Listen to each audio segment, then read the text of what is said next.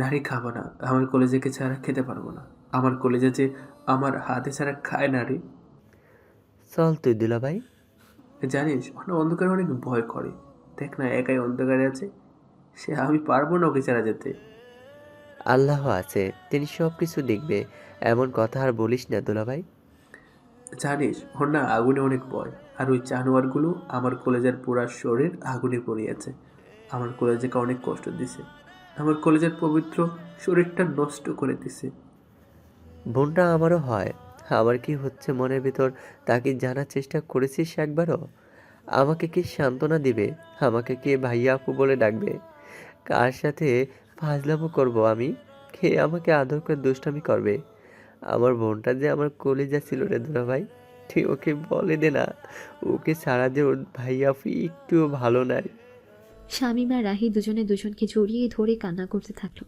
এটা ওরা দুজনের একজনও মেনে নিতে পারছে না। শামীম যদি পাগলামি না করতো তাহলে রাহি পাগলাম করতো, কিন্তু দুজনে এমন করলে বাড়ির মানুষকে দেখবে কি সামলাবে? আজ প্রায় মাসখানেক হয়ে গেছে শামীম বাড়ির বাইরে যায় না। কোথায় যাবে? শামীম যেখানে যাবে সেখানে তো সুপ্রিয়ার আর তার স্মৃতি। সবসময় তো শামীমের সুপ্রিয়ার কথা মনে পড়ে।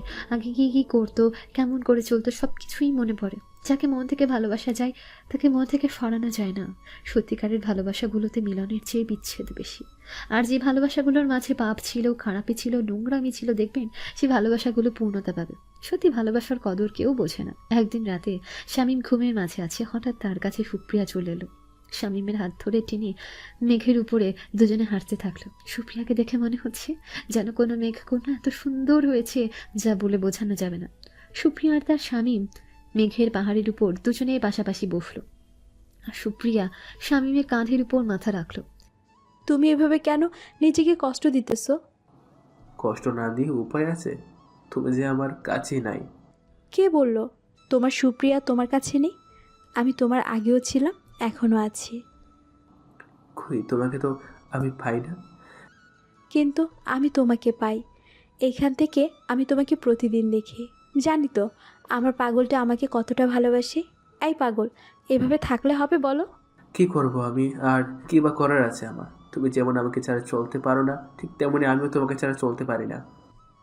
আচ্ছা, আমি তোমার সাথে সাথে থাকবো, কিন্তু কিন্তু কি পাগলি? যারা আমাকে মেরে ফেলেছে, যারা আমাকে ধর্ষণ করেছে, যারা তোমার থেকে আমাকে আলাদা করেছে, তাদের তুমি নিজ হাতে সাজা দাও। হ্যাঁ আমি ওদের সাজা দেবো, হ্যাঁ আমি প্রতিশোধ নিব। আমি কাউকে ছাড়বো না, আমি কাউকে বাঁচতে দেব না। তাহলে নিজেকে শক্ত করে আর আমার উপর যা অন্যায় হয়েছে তার প্রতিশোধ দাও। কিন্তু তোমাকে ছাড়া যে আমি পারবো না। আমি তোমার সাথে সাথেই আছি পাগল। যখনই আমাকে মনে করবে, দেখবে আমি তোমার পাশে ঠিকই এইভাবেই থাকবো। কিন্তু তাদের তো কোনো ঠিকানা আমি জানি না। এটা তোমাকে বের করতে হবে। আমি শুধু তোমার পাশেই থাকতে পারবো, কিন্তু কোনো সাহায্য করতে পারবো না। তুমি আমার পাশে থাকলেই হবে। বেঁচে থাকতে তোমাকে কোনো দিন তুমি করে বলি নাই, বরং তোমার নাম ধরে ডেকেছি। আর মরে গিয়ে তোমাকে তুমি বলে ডাকি আমি। কে বলেছে তুমি? এমন সময় ফজরের আজান দিল, আর শামীমের ঘুম ভেঙে গেল। শামীমের পুরা শরীর ঘেমে গেছে, মনে হচ্ছে মাত্র গোসল করলো শামীম। চারদিকে সুপ্রিয়াকে খোঁজ করতে থাকলো শামীম, কিন্তু সুপ্রিয়াকে পেল না সে। তখনই মনে পড়লো সুপ্রিয়ার বলা কথা, আর স্বপ্নে সুপ্রিয়া শামীমের কাছে এসেছিল। শামীম আর ঘুমাতে পারলো না। তার ভাবনায় এখন ওই সাতজনের চিন্তা, কোথায় পাবে তাদের ঠিকানা, কোথায় পাবে তাদের খোঁজ, এসব নানান রকম চিন্তা করতে থাকলো শামীম। সকালবেলা রাহি শামীমদের বাড়িতে আসলো। এই রাহি শামীমকে একটু বুঝিয়ে সুঝিয়ে খাবার খাইয়ে দেয়। কি রে দুলাভাই, কি নিয়ে এত চিন্তা করিস? রাহি, আমি প্রতিশোধ নিতে চাই। সুপ্রিয়া হত্যার প্রতিশোধ চাই আমি। তাহলে নিবি, মানা কি করেছে? কেমন করে দেব আমি প্রতিশোধ? তাতে তো ঠিকানা জানি না, কোথায় তাকে কি করে কিছু জানি না আমি। ঠিকানা আমি দেব, এবার খেয়ে নে দুলাভাই। তুই কোথায় পাবি তাদের ঠিকানা? তুই তো ওদেরকে চিনিস না রাহি। এত কথা না বলে আগে খা, সব দিব আমি তোকে। এত বুঝিস কেন তুই? শামীম বোকার মতো রাহির দিকে তাকিয়ে আছে। শামীম কিছুই বুঝছে না রাহি তাকে কি বলছে। রাহি তাদের তো দেখেনি, চিনিও না, আর তাকে সে কি করে ঠিকানা দেবে কিছুই যেন শামীমের মাথায় ঢুকছে না। আসলে হচ্ছে সেটা কি তাদের সাথে? এক দৃষ্টিতে রাহির দিকে তাকিয়ে আছে শামীম। রাহি আর শামীমের দিকে না তাকিয়ে খাবার বের করে স্বামীকে খাইয়ে দিল। রাহির কাছে যেন সবকিছু সোজা মনে হচ্ছে। শামীমের মাথায় কিছুই ঢুকছে না, আসলে হচ্ছেটা কি, আর কি করে বা শামীম তাদের ঠিকানা পাবে। খাওয়া শেষ করে রাহি শামীমকে নিয়ে সেই জায়গায় গেল যেখানে রাহি, সুপ্রিয়া, শামীম তিনজন বসে আড্ডা দিত, কথা বলতো। তাদের সেই চিরচেনা জায়গায় কেন যে রাহি নিয়ে আসলো শামীমকে, সেটাই বুঝতে পারছে না। শামীম, মনে পড়ে তোর? এখানে আমার বোন কতদিন তোর হাতে কামড় দিত, মনে আছে? আমি কথায় কথায় সুপ্রিয়াকে রাগিয়ে দিতাম, আর তুই ওর রাগ ভাঙাতি। হ্যাঁ, মনে পড়ে সব আমার। জানিস, বোনটা আমাকে সেই কবেই বলেছিল, ভাইয়াপো, আমি যদি না থাকি তাহলে শামীমকে সঙ্গ তুই দিবি। সে এটাও বলেছিল, আমি জানি তুইও মেয়েদের মতো, তবুও তোকে শক্ত হতে হবে আর শামীমকে সঙ্গ দিতে হবে। আমি তো তোর প্রাণ, আর আমার প্রাণ হলো শামীম। তখন তাকে আমি বলেছিলাম, তুই কোথায় যাবি? আর এসব কি বলিস? আমি কোথাও যাব না। যদি 2-1 দিনের জন্য নানা বাড়ি, বান্ধবীর শ্বশুর বাড়ি যাই, তখন তো তোর বন্ধু আমাকে না পেলে পাগল হবে। তা আমি জানি, তাই চাই তুই ওকে সঙ্গ দিবি। ইস, বললেই হলো নাকি? প্রেম ভালোবাসা করবি তোরা, আর আমি দেব সঙ্গ? পারবো না আমি। আমি যদি মরে যাই, তখন কি এসব বলতে পারবি তুই? বুঝলাম রে, কিন্তু এখানে কেন নিয়ে আসলি আমাকে? তুই না প্রতিশোধ নিতে চাস, আর আমি তোকে সাহায্য করব আর সঙ্গ দেব। কেমন করে? সেদিন বিল্ডিংয়ের মাঝে ওদের একজনের ওয়ালেট আমি পাই, আর ওদের 7 জনের মুখও আমার চেনা আছে। ওরা সবাই ঢাকা শহরে থাকে। আমি ওই ওয়ালেট বের করে সব দেখেছি। এখন শুধু আমাদের দুজনকে ঢাকা যেতে হবে, আর আমার বোনের হত্যার আর দর্শনের প্রতিশোধ নিতে হবে। রাহি ওয়ালেটটা বের করে শামীমকে দেয়, আর ওয়ালেট মাঝে একটা ফটো আছে, সেখানে ওই 7 জন আছে, আর এখানে যার ঠিকানা আছে তার নাম আহান এবং থাকে ঢাকা শহরে।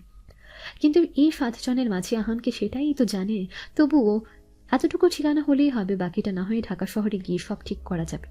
রাহি আর শামীম বাড়ি থেকে বিদায় নিয়ে ঢাকার উদ্দেশ্যে রওনা হলো, কিন্তু দুজনে আলাদা আলাদা ভাবে গেল, যাতে কেউ চিনতে না পারে আর জানতে না পারে কিসের জন্য গেল।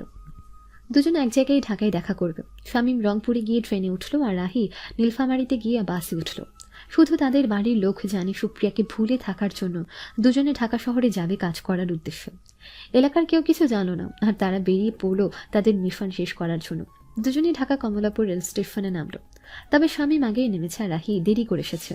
সারাদিন ঢাকা শহরে এখানে ওখানে দুজনে ঘুরেছে, কোথাও ওই 7 জনকে তারা পায়নি। দিন শেষে রাত হলো, দুজনে কোথায় থাকবে তার কোনো ব্যবস্থা করতে পারল না। হঠাৎ শামীমের প্রস্রাবের চাপ দেয়, কিন্তু আশেপাশে তেমন জায়গা নেই। তাই শামীম রাহিকে রেখে একটা গলির মাঝে ঢোকে। সেখানেই চাঁদের সাথে শামীমের দেখা, আর চাঁদ শামীমকে সেদিন ছুরি দিয়ে আঘাত করে। শামীমের কাছে যা ছিল তা নিয়ে যায়। লোকজন শামীমকে ধর্ষক ভেবে সেখানেই মারে। রাহি যখন শামীমকে খুঁজতে লাগলো, তখন দেখে শামীম গলির মাঝে পড়ে আছে। কোনো রকম রাহি শামীমকে ধরে রাস্তার কাছে নিয়ে যায়, কিন্তু তখন তাদেরকে সাহায্য করার মতো কেউ ছিল না। হঠাৎ একজন গাড়ি দাঁড় করে সেখানে সাহায্য করে। বর্তমানে তারপর কি হয়েছিল আমাকে বলেন ভাইয়াপু। চাঁদের মুখে ভাইয়াপু ডাক শুনে রাহি অবাক হয়ে গেল। সুপ্রিয়ার পর তাকে প্রথম অন্যকে ভাইয়াপু বলে ডাকছিল। রাহি চাঁদের দিকে তাকিয়ে দেখে চাঁদের চোখ দিয়ে জল পড়ছে। কি হলো ভাইয়াপু, বলো না। তারপর কি হলো? আমি আজ সব শুনে তবেই যাব। সেই ব্যক্তিটা অন্য কেউ না, বরং তোমাদের কাজের মানুষ ইব্রাহিম খলিল। আমাদের সাহায্য করে। শামীমকে হাসপাতালে নিয়ে যাওয়া, তার চিকিৎসা করা, সব কিছু করে তিনি। অতীত। ওর এমন অবস্থা কেমন করে হলো মামনি? ও কি তোমার স্বামী হয়? ও আমার বন্ধু আর দুলাভাই হয়। আর আমি কোনো মেয়ে না, হিজড়া আমি। কিন্তু সবাই মনে করে আমি মেয়ে মানুষ। আমি বুঝতে পারি নাই। তাই আবার বলো তো, কী করে হলো তার এমন অবস্থা? আমাকে প্রস্রাব করার কথা বলে গেল, পরে গিয়ে দেখি ওর এই অবস্থা। আমি কিছুই জানি না আঙ্কেল। তা তোমরা শহরে নতুন নাকি? হ্যাঁ, নতুন। তা কেন এসেছো তা কি জানতে পারি? প্রতিশোধ নিতে এসেছি আমরা দুজন। কিসের প্রতিশোধ নিতে এসেছো তোমরা? রাহি পরপর এক এক করে সব বলে দিল। ইব্রাহিম খলিল সব শুনে কেঁদে দিল। ইব্রাহিম খলিলের তখন তার নিজের মেয়ের কথা মনে পড়ে গেল। ঠিক এমন করেই তো তার মালিকের ছেলে আর তার বন্ধুগুলো তার মেয়েকে ধর্ষণ করেছিল। সবার কাছে গিয়েও বিচার পায়নি সে। রাহি আর স্বামীকে দেখে ইব্রাহিম খলিলের মায়া হলো। তোমরা কি তাদেরকে চেনো? শুধু মুখ চিনি, আর ওদের ফটো আছে, কিন্তু কোথায় থাকে তা জানি না। কই দেখি ফটো। তখন রাহি ব্যাগ থেকে ওয়ালেট বের করে ওদের 7 জনের ফটো দেখালো। ইব্রাহিম খলিল সেই ফটো দেখে সবাইকে চিনে ফেললো। ইব্রাহিম খলিল একবার ফটোর দিকে, একবার রাহির দিকে তাকাচ্ছে। কি হয়েছে আঙ্কেল? এই 7 জন আমারও মেয়েকে দর্শন করে মেরে ফেলেছে। এদের একজনের বাড়িতে আমি কাজের লোক ছিলাম, আর আমার মেয়ে আমার সাথে ওদের বাসায় থাকতো। কিন্তু এই জানোয়ারগুলো চোখে আমার মেয়ের দিকে যায় আর আমার মেয়েকে দর্শন করে। সবার কাছে বিচার চাইতে যাই, কিন্তু কেউ আমাকে সাহায্য করে না। এদের বাবারা অনেক টাকাওয়ালা মানুষ, ক্ষমতাবান মানুষ, তাই থানা পুলিশ কোনো লাভ হয়নি। পরে আমার মেয়ে এসব কিছু সহ্য করতে না পেরে আত্মহত্যা করে। এসব কিছু বলে ইব্রাহিম খলিল কান্না করতে থাকলো। রাহি বুঝে গেল এদের সাথে শক্তির জোরে বা অন্য কিছু করে পারা যাবে না। বুদ্ধি খাটিয়ে এদের সাথে লড়াই করতে হবে আর একজন একজন করে প্রতিশোধ নিতে হবে। এদেরকে চরমভাবে শাস্তি দিতে হবে, যাতে এদের মতো যারা ধর্ষক আছে তারা যেন কোনো মেয়ের দিকে খারাপ নজরে তাকাতেও ভয় পায়। আঙ্কেল, আপনি কান্না করবেন না। আমরা দুজন ওদেরকে ছেড়ে দেব না। তোমরা দুজন ওদের সাথে পেরে উঠবে না। তার আগে তোমাদের দুজনকে আমি নতুন করে গড়ে তুলতে চাই। তোমাদেরকে শহরের মানুষ সম্পর্কে জানাতে চাই। তোমাদের দুজনকে আমি মার্শাল শেখাবো, অস্ত্র চালানো শেখাবো, তোমাদের দুজনকে ট্রেনিং করাবো সব বিষয়ে। আর তোমরা দুজন আমাদের বাড়িতে থাকবে। সত্যি আপনি আমাদের দুজনকে সাহায্য করবেন? শুধু সাহায্য না, আজ থেকে তোমরা দুজন আমার সন্তান হয়ে থাকবে, আর পুরা শহরের মানুষ জানবে তোমরা আমার সন্তান। আল্লাহ দিলে আমার ধন সম্পদের কোনো অভাব নেই। আমিও তাদের ওপর প্রতিশোধ নিতে চাইতাম, কিন্তু একা মানুষ হওয়ার কারণে নিতে পারি নাই। আমার শেষ না হওয়া কাজটা না হয় তোমরা দুজনে শেষ করে দিবে। কি পারবে না তোমরা? অবশ্যই পারবো আমরা। স্বামী সুস্থ হওয়ার পর ইব্রাহিম খলিলের বাড়িতে নিয়ে যাওয়া হয় আর স্বামীকে শুধুমাত্র সবার সামনে তার ছেলে হিসাবে তুলে ধরা হয়। রাহিকে রাখা হয় সবার চোখের আড়ালে। শামীম আর রাহির শুরু হয় ট্রেনিং, আর এদিকে ইব্রাহিম খলিলের লোক সব সময় চোখে চোখ রাখে। রাকিব আর ওর বন্ধুদের কে কোথায় যায়, কি করে, কখন বাসায় ফিরে, কার কি পছন্দ, সব কিছু। এদিকে চলতে থাকে শামীম আর রাহির প্রতিশোধ নেওয়ার জন্য নিজেদের ট্রেনিং আর নিজেদের মানসিকভাবে তৈরি করা। দীর্ঘ 3 মাসের ট্রেনিং শেষে তারা মিশনে নেমে পড়ে। ইব্রাহিম খলিলের লোকদের কাছ থেকে তাদের সবকিছু তথ্য জেনে নেয় তারা। আর তাদের প্রথম টার্গেট মুগ্ধ। মুগ্ধ একটু বেশি নেশা করে আর মেয়েদের প্রতি লোভও ভালো। তাই রাহির আর শামীম একটা নাইট ক্লাবে চলে যায়। গিয়ে দেখে মুগ্ধ একটা টেবিলে বসে মদ গিলছে। রাহি আর শামীম দুজনেই তার পাশের টেবিলে বসে গেল। এই 3 মাসে তিনজনের চেহারায় অনেক বদল এসে গেছে।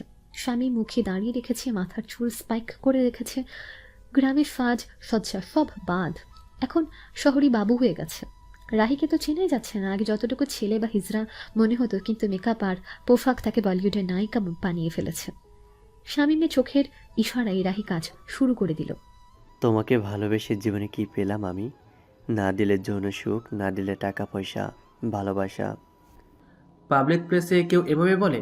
শোন, আজ রাতটা তোমাকে নিয়ে রঙিন বানাবো। তুমি কেমন পুরুষ তা আমার জানা আছে। তোমার চেয়ে ওই যে মুগ্ধ ছেলেটা দেখতেছো, 1000 গুণে ভালো আছে। এই নেশাখোর ছেলে তোমার পছন্দ হলো? তোমার থেকে অনেক ভালো হবে সে, আর আমি দরকার পড়লে তার সাথে আজকের রাতটা উপভোগ করব। বলে মুগ্ধের দিকে রাহি মিটমিট করে তাকাচ্ছে। মুগ্ধ দু নয়ন ভরে রাহিকে দেখছে। এ তো মেঘ না চাইতে বৃষ্টি তার কাছে ধরা দিচ্ছে। মুগ্ধ টেবিলে থেকে উঠে শামীমদের টেবিলে গেল, গিয়ে রাহির পাশে বসল। স্বামী মনে মনে বলছে, মাঝ সবেমাত্র টোপ গিলতে শুরু করেছে। হাই সেক্সিকাল, তুমি আমার কথা বলতেছো? এখানে কি আর কোনো বলদ আছে নাকি যে তার কথা বলবো আমি? আমি বলদ? তুমি আসলে একটা বলদ। ওটা তো আদর করে বলেছি তোমাকে। পারবে না আমাকে সুখ দিতে? পারবে না আমাকে ভালোবাসা দিতে? কি যে বলো না তুমি, সেক্সি? তোমাদের মতো মেয়েদের জন্যই তো আমাদের মতো ছেলে এইসব কি ছেলেদের সাথে মিশো তুমি। চলো না আজকের রাতটা তোমার আর আমার ভালোবাসার চিহ্ন হিসেবে তুলে রাখি। না না বাবা, আমার ভয় করে। তোমার যা বডি, শরীর যা শক্ত, আমাকে তো একা ফেলে আস্ত খেয়ে ফেলবে তুমি। তুমি কি বলো এইসব? আমি তোমাকে আজ আদরে আদরে ভরে দেব, ভয় পেও না, কোনো কষ্ট তোমাকে দেব না। রাহি এমনভাবে মুগ্ধের দিকে তাকাচ্ছে, মনে হয় মুগ্ধের এই কথাগুলো শুনে তার প্রতি ফিদা হয়ে গেছে। এমনভাবে তাকিয়ে আছে, মনে হয় দুজনের 1000 বছরের প্রেম ভালোবাসা। এসব তুমি কি বলছো পরি? আমি তোমাকে ভালোবাসি। তুমি আজ এই ছেলেটাকে পেয়ে আমাকে ভুলে গেলে? আমি আর বাঁচতে চাই না। আরে বেটা, মরবি না বাঁচবি সেটা তোর ব্যাপার। সর এখান থেকে। চলো ডার্লিং, আজ মজা করবো দুজনে। মুগ্ধ রাহিকে জড়িয়ে ধরে নাইট ক্লাব থেকে বের হয়ে গেল। রাহি তার মোবাইলে লোকেশন চালু করে দিল যাতে খুব সহজে শামীম ওদের ফলো করতে পারে। শামীম মনে মনে বিজয়ের হাসি দিতে থাকলো। মুগ্ধ রাহিকে নিয়ে গাড়িতে উঠে ড্রাইভারকে বলল তাদের বাংলো বাড়িতে নিয়ে যেতে। তোমার নাম পড়ি, তাই? ও মা গো, তুমি আমার নামও জেনে গেলে? শোনো, আমার বন্ধু আছে, তাদেরও ডাকি, তোমাকেও অনেক সুখ দেবে। না বাবা, তা হবে না। আজ আজ শুধু তুমি আর আমি মজা করব। কালকের দিনে ওদেরকে ডেকো, বুঝলে? আমি তো হারিয়ে যাচ্ছি না। তোমার মতো শক্ত পেশিওয়ালা ছেলের কাছ থেকে আগে সুখ নিতে চাই। ওকে বেবি, তাই হবে। আর আমার নাম মুগ্ধ, মুগ্ধ চৌধুরী আমি। নামের সাথে চেহারা আর শরীর মিল আছে তোমার। মন বলতেছে আজ আর তোমাকে একটু শান্তিতে ঘুমাতে দেব না। মুগ্ধ রাহির গালে চুমু দিল। রাহি লজ্জা পাওয়ার ভান ধরল। রাহি যত দ্রুত সম্ভব মুগ্ধকে তার জালে ফাঁসাচ্ছে। ওরা দুজন আরো নানা রকম কথা বলতে বলতে বাংলোতে চলে আসলো। শামীম ওদের পিছু পিছু গাড়ি চালিয়ে আসলো। মুগ্ধ ড্রাইভারকে পাঠিয়ে দিল আর সকালে খাবার নিয়ে আসতে বলল। মুগ্ধ বাংলোতে ঢুকে সব দরজা জানলা বন্ধ করে দিল। শামীম দেয়াল টপকে পায়ে বেয়ে ঝাঁদে উঠে সেখানে সিঁড়ি দিয়ে মুগ্ধের রুমের কাছে দাঁড়িয়ে থাকলো। মুগ্ধ রাহিকে রুমে ঢুকিয়ে দিয়ে দরজা বন্ধ করে দিয়ে রাহিকে বিছানায় ফেলে দিল।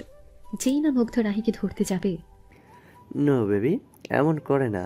আগে আমার স্টাইলে আদর হবে, পরে তোমার যা মন চায় করিও। পালিয়ে তো আর যাব না। আচ্ছা, দ্রুত করো, আমার তোষ হয়েছে না। রাহি তার ভ্যানিটি ব্যাগ থেকে দড়ি বের করলো। তারপর মুগ্ধকে বিছানায় শুয়ে দিয়ে দুহাত বেঁধে দিল। তারপর দু পা বেঁধে দিয়ে ওর শরীর থেকে পোশাক খুলতে লাগলো। মুগ্ধ চোখ বন্ধ করে নিল। তারপর রাহি সিগারেট জ্বালিয়ে রুমের দরজা খুলে দিল। শামীম রুমের ভেতর ঢুকলো। রাহি আবারও মুগ্ধের বাকি সব কাপড় খুলে পুরাই বিবস্ত্র করে দিল আর শামীম শয়তানে হাসি দিতে থাকলো।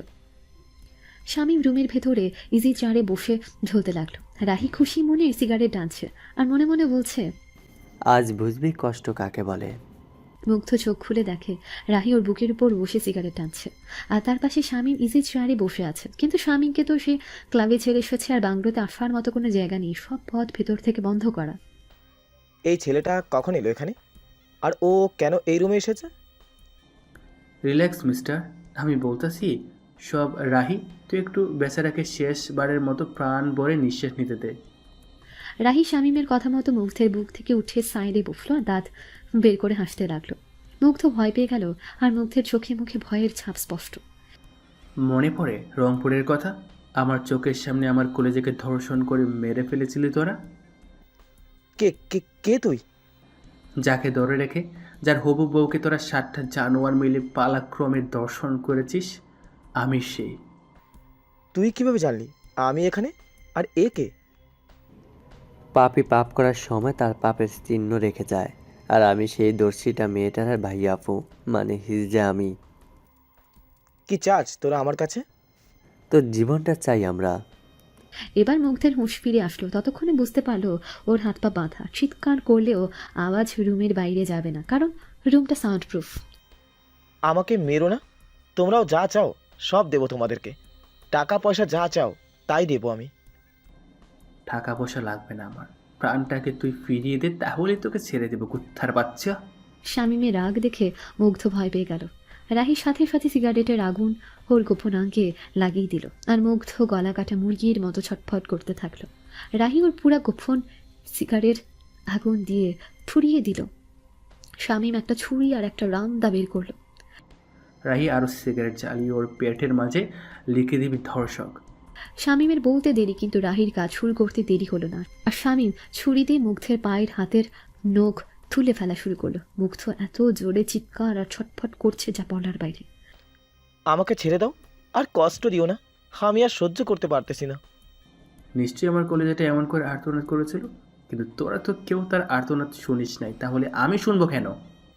আমি আর জীবনেও এমন কাজ করব না, দয়া করে ছেড়ে দাও আমাকে।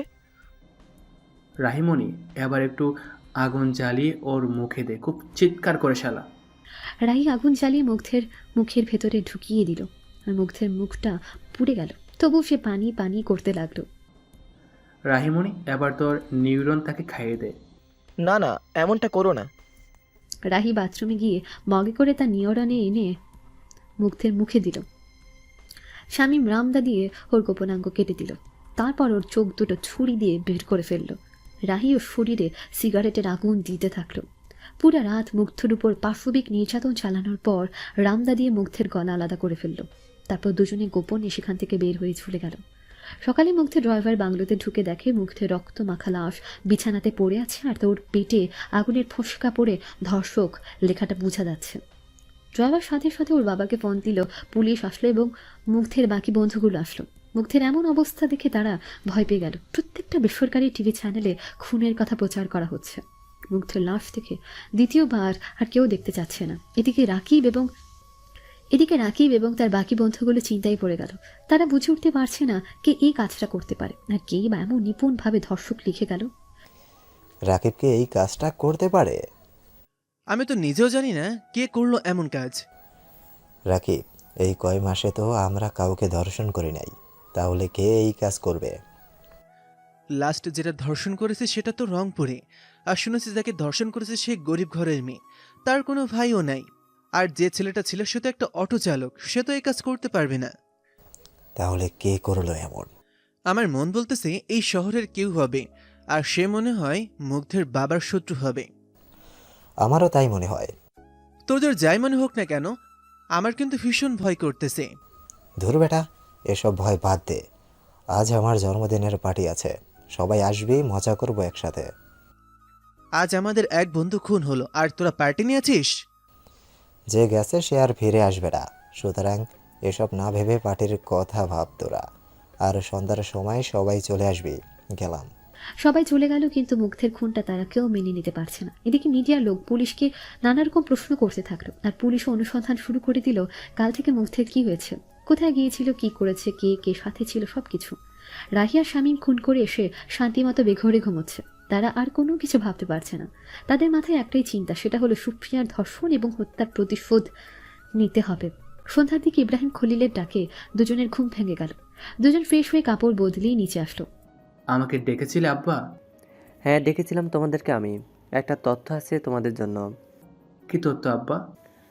আজ ওদের বন্ধুগুলোর মাঝে একজনের জন্মদিন পার্টি আছে, আর ওদের মাঝে রাজু আজ আসার সময় একাই আসবে। সেই পার্টিতে তোমরা যাবে না কেউ, কিন্তু রাস্তায়। আর বলতে হবে না আব্বা, বাকিটা বুঝে গেছি আমরা। এখন বলেন আপনি কোন রাস্তা দিয়ে আসবে? এই খামে সব কিছু লেখা আছে। শাহিনা খালা, এদের দুজনের খাবার দিয়ে দাও। শামীম আর রাহি দুজনে খেতে বসলো। দুজনে খাওয়া শেষ করে বাসার ছাদে গেল। দুজনে আকাশের দিকে তাকিয়ে চোখের জল ছেড়ে দিল। আজ সুপ্রিয়ার কথা দুজনের অনেক মনে পড়ছে। আর যদি সুপ্রিয়া বেঁচে থাকতো তাহলে মানুষ হত্যার মতো খারাপ কাজ তারা করতো না। কত স্বপ্ন ছিল শামীমের চোখে সুপ্রিয়াকে নিয়ে, কত ভালোবাসা ছিল দুজনের মাঝে। কে বা রাহিকে ভাই আপু বলে ডাক দেবে, কে তাকে শামীমের সাথে দেখা করানোর জন্য জোর করে। কতই না সুখে ছিল তারা। হোক না ভালোবাসার দুষ্টু মিষ্টি ঝগড়া, কেউ তো কাউকে ছেড়ে যাবার কথা বলতো না কোনোদিন। কেন এমন হলো তাদের সাথে? তারা তো চায়নি তাদের জীবনে এতটা খারাপ সময় আসুক। জীবনে বা কি করার আছে এদের? কিন্তু না, অনেক কিছুই করার আছে। এখনও দেশে যত ধর্ষণকারী আছে তাদের সবাইকে শিক্ষা দিতে হবে, এদেরকে মেরে। এই 7 জনের মৃত্যু দেখলে ধর্ষকরা আর কোনো বাবার মেয়ে, কোনো ভাইয়ের বোন, কোনো ভালোবাসার মানুষের কাছ থেকে তার ভালোবাসা কেড়ে নিতে পারবে না। দুজনে দুজনের দিকে দেখে একটা শয়তানি মার্কা হাসি দিয়ে রুমে গিয়ে তৈরি হলো। আহানের জন্মদিন উপলক্ষে সব বন্ধু এসেছে পার্টিতে। আজ যদি মুগ্ধ খুন না হতো তাহলে সেও আসতো। সবার এই বিষয় নিয়ে মন খারাপ থাকলো। আহানের পার্টির জন্য কারো মন খারাপ নেই। পার্টিতে আজ অনেক মেয়ে এসেছে, আর সবাই সেই মেয়েগুলোর সাথে মজা করছে। পার্টিটা একটা বড় হোটেলে হচ্ছে, যে যার মতো মেয়ে নিয়ে এসেছে। রাকিব এক্ষণে দাঁড়িয়ে একটা মেয়েকে ফলো করে তার পাশে নিয়ে আসলো। তখন পাশ থেকে আহান, আরিয়ান, রাজু, তিহান, বাকি সব বন্ধু দেখলো এবং সবার মনে আনন্দের লাড্ডু ফুটছে। রাকিব মেয়েটাকে পটিয়ে ওদের কাছে চলে আসলো। কিরে, এবার তো তোদের মনে শান্তি হলো নাকি? দোস্ত, শুধু মন শান্তি না, আজ অনেকদিন পর জমিয়ে এমন একটা মাল খাবো। ইস, মেয়েটা কে রে রাকিব? ওর বাবা নাকি ডিসি, আর সে নাকি তার বড় অপুর সাথে এসেছে। আমাকে নাকি তার ভালো লেগেছে। আমিও তাকে পার্সোনালভাবে রুমে দেখা করতে বললাম। সে এখন আসবে। আমি রুমে যাওয়ার পর তোরা সবাই আসবি, আর মিউজিক খুব জোরে বাজা, কেউ যেন শুনতে না পায় ওর চিৎকার। ও নিয়ে চিন্তা করিস না, আমি সব ঠিক করে দিতেছি। ইস, ওই মেয়েটার পর আর একটা মেয়ের সাথে এমন করবো? নে হইছে, আমি গেলাম। ওই দেখ ডাকতেছে আমাকে। রাকিব যাওয়ার পরপরই সবাই সেই রুমের দিকে হাঁটা শুরু করে দিল। এমন সময় রাজুর ফোনে একটা কল আসলো। সে আর সেখানে যেতে পারলো না। মন খারাপ করে সেখান থেকে ওদের কাছ থেকে বিদায় নিয়ে চলে আসলো রাজু। রাস্তায় রাজু একাই গাড়ি চালাচ্ছে আর বিয়ার খাচ্ছে। হঠাৎ দেখলো রাস্তায় একটা মেয়ে লিফট চাওয়ার জন্য হাত বাড়ালো। আশেপাশে কাউকে দেখলো না। রাজু মনে মনে বিস্ময় জয়ের হাসি দিল। শালারা এবার একাই এই মেয়েকে খাবো আমি, তোরা সবাই ওই মেয়েটাকে খা। রাজু মেয়েটার দিকে গাড়ি দাঁড় করালো। মেয়েটার কেউ না বরং রাহি। গাড়ি দাঁড় করা মাত্র শানি পেছনের ঢাকনি খুলে গাড়িতে ঢুকে থাকলো। আমাকে একটু লিফট দিবেন? ভাইয়া, রাত অনেক হয়েছে, গাড়ি নিয়ে বাসা যেতে হবে। তোমাকে লিফট দিলে আমার লাভ কি? আপনি যা বলবেন আমি তাই করব। তাহলে গাড়িতে উঠো সুন্দরী। রাজু গাড়ির দরজা খুলে দিলে রাহি রাজুর পাশের সিটে বসে পড়ল। রাজু গাড়ি চালাতে চালাতে বলতে লাগলো, তা তোমার নাম কি সুন্দরী? রাহি একটু লজ্জা ভাব নিয়ে বলল, আমার নাম পরিমণি। নামও যেমন দেখতেও তেমন তুমি। ইস, কি যে বলেন না আপনি এইসব, আমাকে আমার বুঝি লজ্জা করে না? ছালানির মতো করে বলল, সত্যি বলতেছি তোমার মতো সুন্দরী দুইটা আমি দেখি নাই। পাম মারা বন্ধ করেন, এরকম করে কতজনকে বলেছেন শুনি? সত্যি তোমাকে প্রথম বললাম, তোমার মতো যদি আমার একটা বউ বা গার্লফ্রেন্ড থাকতো তাহলে আজকের রাতটা। থাকলে কি করতেন শুনি? গাড়ি দাঁড় করালো রাজু। ওর হাত দিয়ে রাহির শরীর বোলাতে লাগলো। রাহি ওকে দেখানোর জন্য লজ্জা ভাব নিয়ে সরে গেল। এমন করে আদর আদর করতাম তোমাকে। রাহি ওর কথা শুনে দুহাত দিয়ে মুখ বন্ধ করে ধরল। তার মানে রাহি রাজি। আপনি এমন কেন বলুন তো? একা একটা অবহেলা মেয়ের সাথে এমন করাটা কি ঠিক হবে? সামনে ঘন জঙ্গল আর কাশবন, চলো না, সেখানে কেউ দেখবে না। আমার অনেক ভয় করে, যদি কেউ দেখে ফেলে আর কোনো কিছু করে। আমার উপরে এই শহরে কেউ কিছুই বলতে পারবে না, বুঝলে তুমি? এবার আমার সাথে চলো তো। রাজু জোর করে রাহিকে গভীরে নিয়ে গেল আর ওদের পেছন পেছন শামিমও গেল। ভেতরে নিয়ে গিয়ে রাহিকে ঘাসের উপর ফেলে দিল। সেই না রাহিকে ধরতে যাবে অমনি রাহি দূরে সরে গেল। ও সুন্দরী, কেন এমন করতেছো? আসো না। ধরে নাও, ধরতে পারলে পুরা রাত তোমার। রাজু রাহির পেছনে ছুটতে লাগলো। রাহি দৌড়ে এক জায়গায় লুকিয়ে গেল। রাজু তাকে খোঁজ করছে কিন্তু কোথাও পাচ্ছে না। হঠাৎ রাজু একটা ছায়া দেখলো এবং রাজু সেখানে গেল। রাজু ছায়াটা দেখে অনেক ভয় পেল। রাজু ধীরে ধীরে ছায়ার কাছে গেল। উল্টো দিক করে একজন দাঁড়িয়ে আছে। রাজু তখন সেই লোকটার কাঁধে হাত দিল। লোকটা পেছন ঘুরে দাঁড়ালো। রাজু লোকটাকে দেখে চিনতে পারলো না, কিন্তু লোকটাকে তার চেনা চেনা মনে হচ্ছে, কোথায় যেন দেখেছে তাকে। এই তুই কে রে, আর এই রাতে এখানে কি করিস? শামীম রাজুর কথা শুনে হো হো করে হাসতে লাগলো।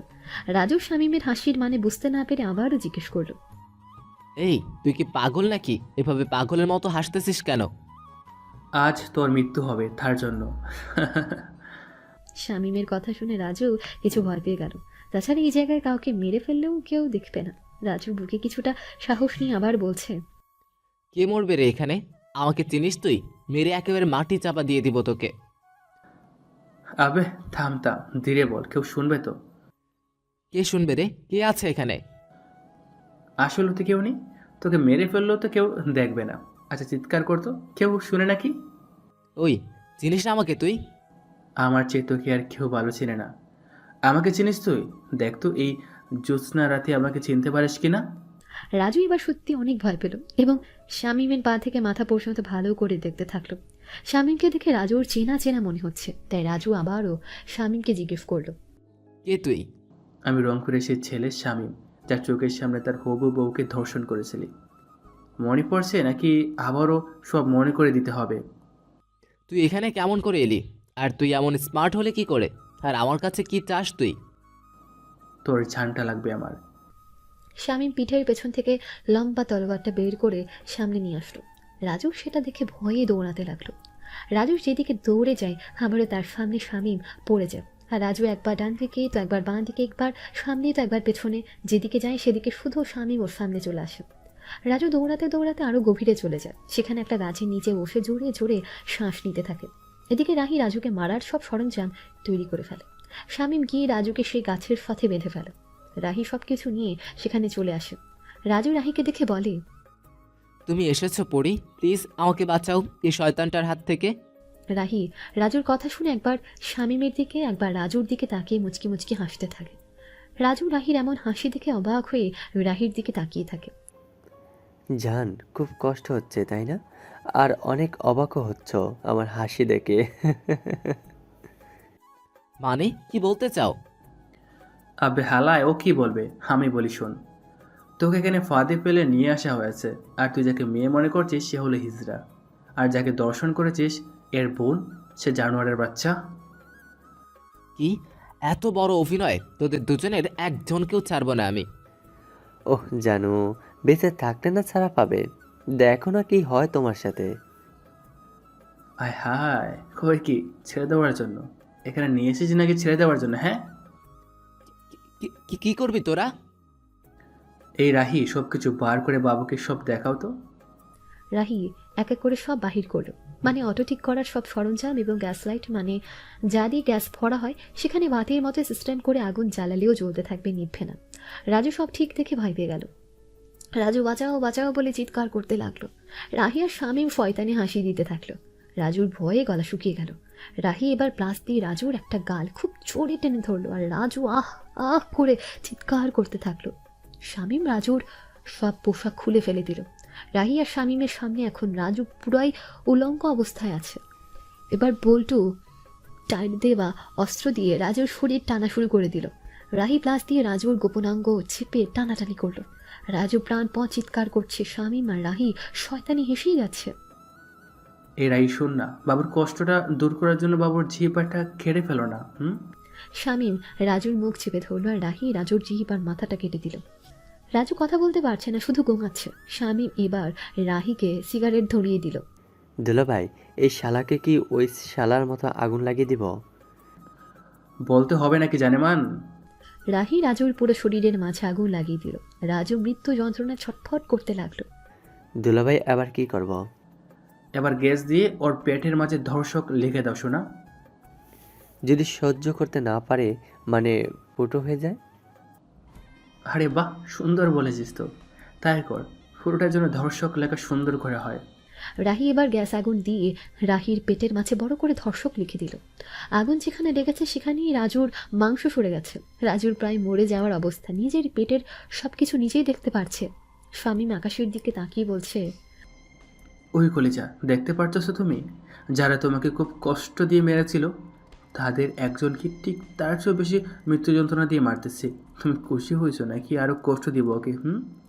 দুলাভাই, ছোট বোন কি বলল? ওর যৌনাঙ্গটাতে প্রথমে আগুন, পরে প্লাস দিয়ে ওর যৌনাঙ্গের মাংস সরিয়ে দিতে বলেছে মেরে যান। রাহি আবারও গ্যাসের আগুন হাতে রাজুর দিকে এগিয়ে গেল। আর রাজু মাথা নাড়িয়ে বারবার নানা করছে, কিন্তু কে শুনে কার কথা? রাহি ইচ্ছে মতো রাজুর যৌনাঙ্গ আগুন লাগিয়ে দিয়ে যৌনাঙ্গের মাংস ঝলসিয়ে দিল। নিজের চোখে নিজের এমন অবস্থা দেখে রাজু জ্ঞান হারিয়ে ফেলল। দুলাভাই, এর কি করব এখন আমরা? ছুরিটা বের করে গলায় 3টা টান দে। রাহি ছুরি বের করে রাজুর গলায় 3টা টান দিল। তারপর ওর লাশটা কাছ থেকে খুলে হাত ধরে টেনে টেনে রাস্তার সাইডে এনে ফেলে দিল, আর তার সামনে বড় ফেস্টুন লাগিয়ে দিল যেখানে বড় বড় করে লেখা আছে, আমি একজন ধর্ষক আর আমার মৃত্যু একজন ধর্ষিতা মেয়ের পরিবারের হাতে হয়েছে। আমার মতো তোমরা অন্য কাউকে ধর্ষণ করো না, তাহলে আমার মতো এমন অবস্থা তোমাদের সবার হবে। দেশের আইন কোনো কিছু করতে না পারলেও ধর্ষিতার পরিবার কাউকে ছাড়বে না। ওদিকে জন্মদিনে পার্টিতে ওরা 5 জন মিলে মেয়েটাকে সারা রাত ধর্ষণ করে মেরে ফেললো। কারো মনে কোনো দয়া হলো না, এরা কি মানুষ নাকি জানোয়ার?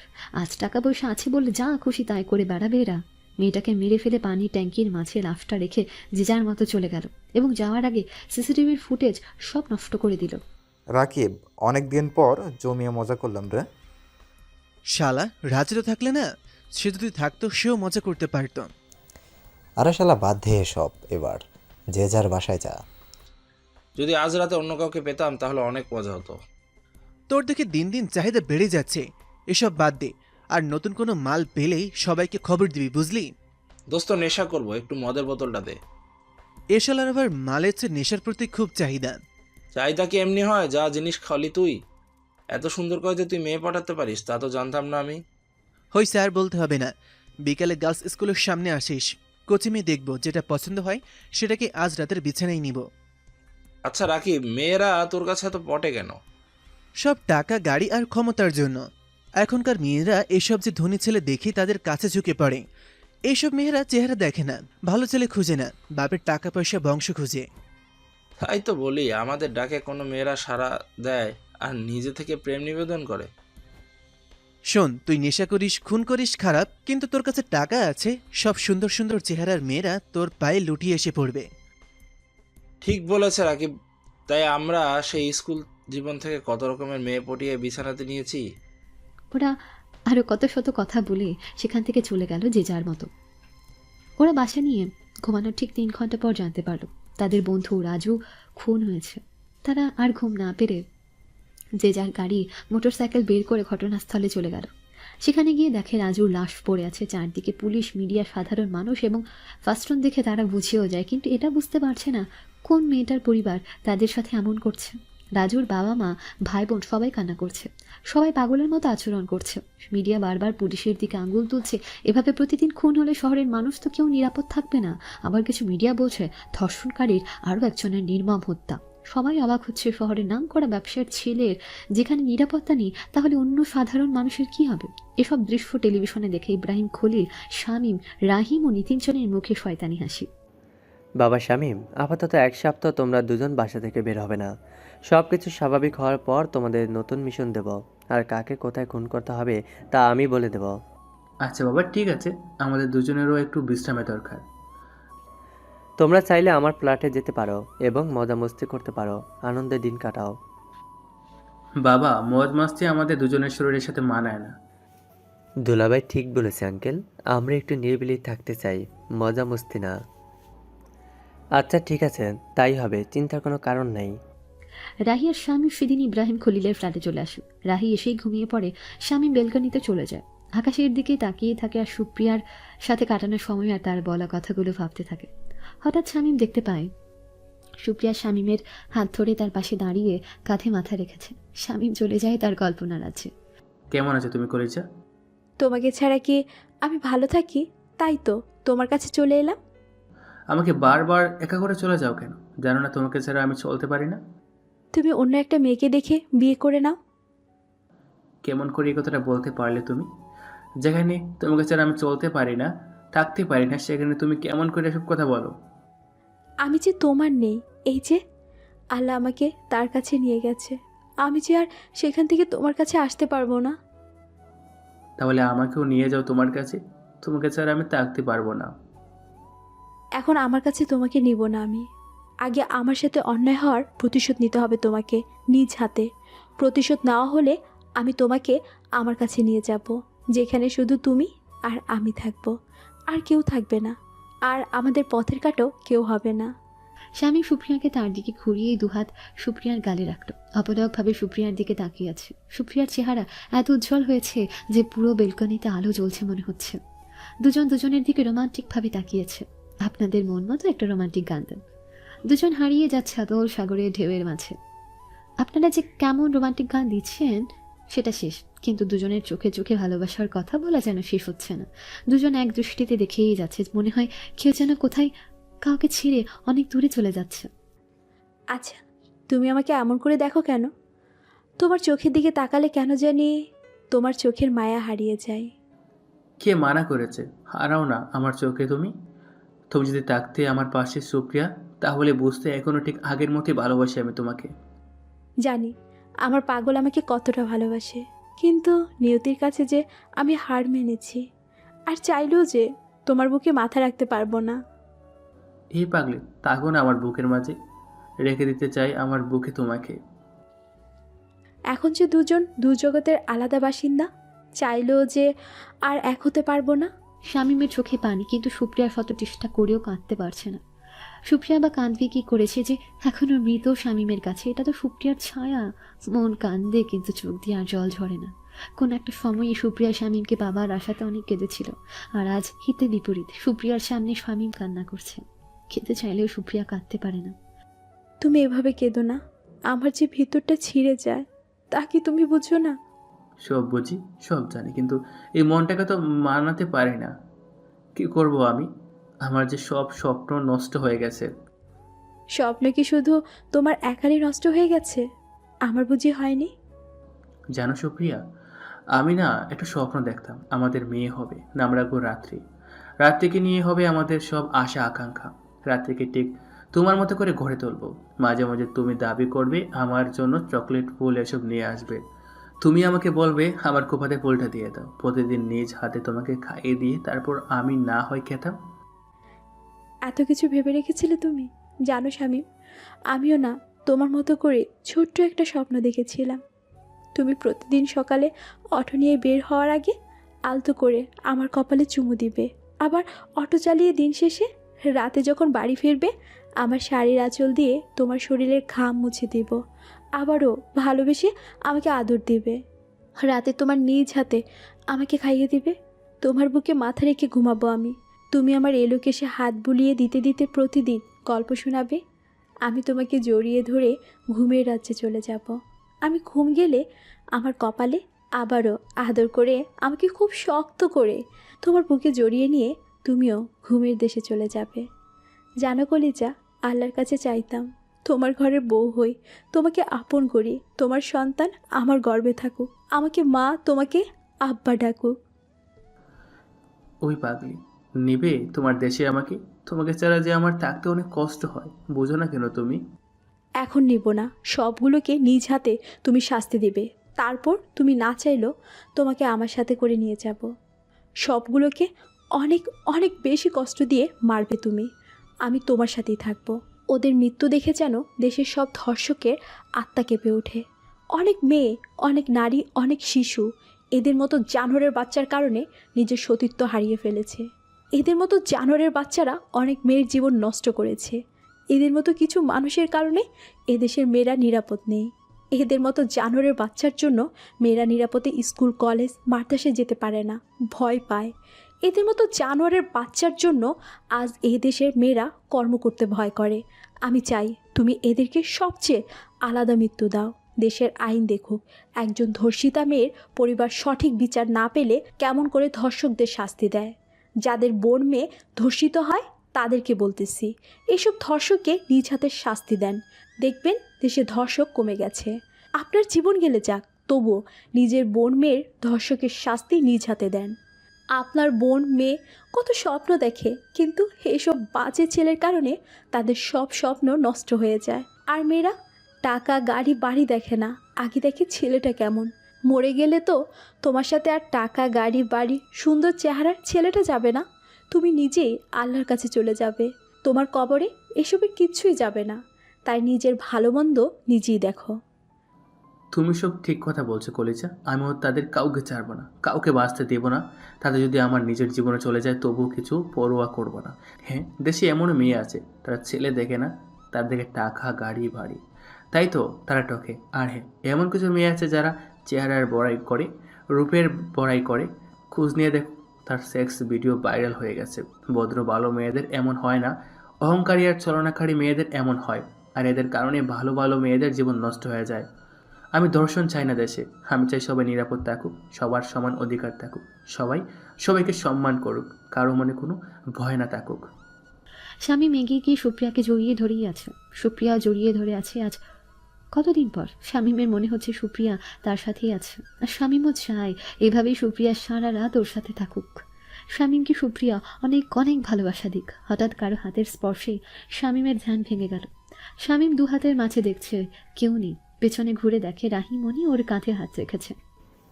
কি দুলা ভাই, সুপ্রিয়ার কথা খুব মনে পড়তেছে তাই না? মনে না রাহি, এখানেই আমার সাথে ছিল, এতক্ষণ আমার সাথে কথা বললো। আমি অনেকক্ষণ আগেই এখানে এসেছি। এখানে তুই আর আমি ছাড়া কেউ ছিল না দুলা ভাই।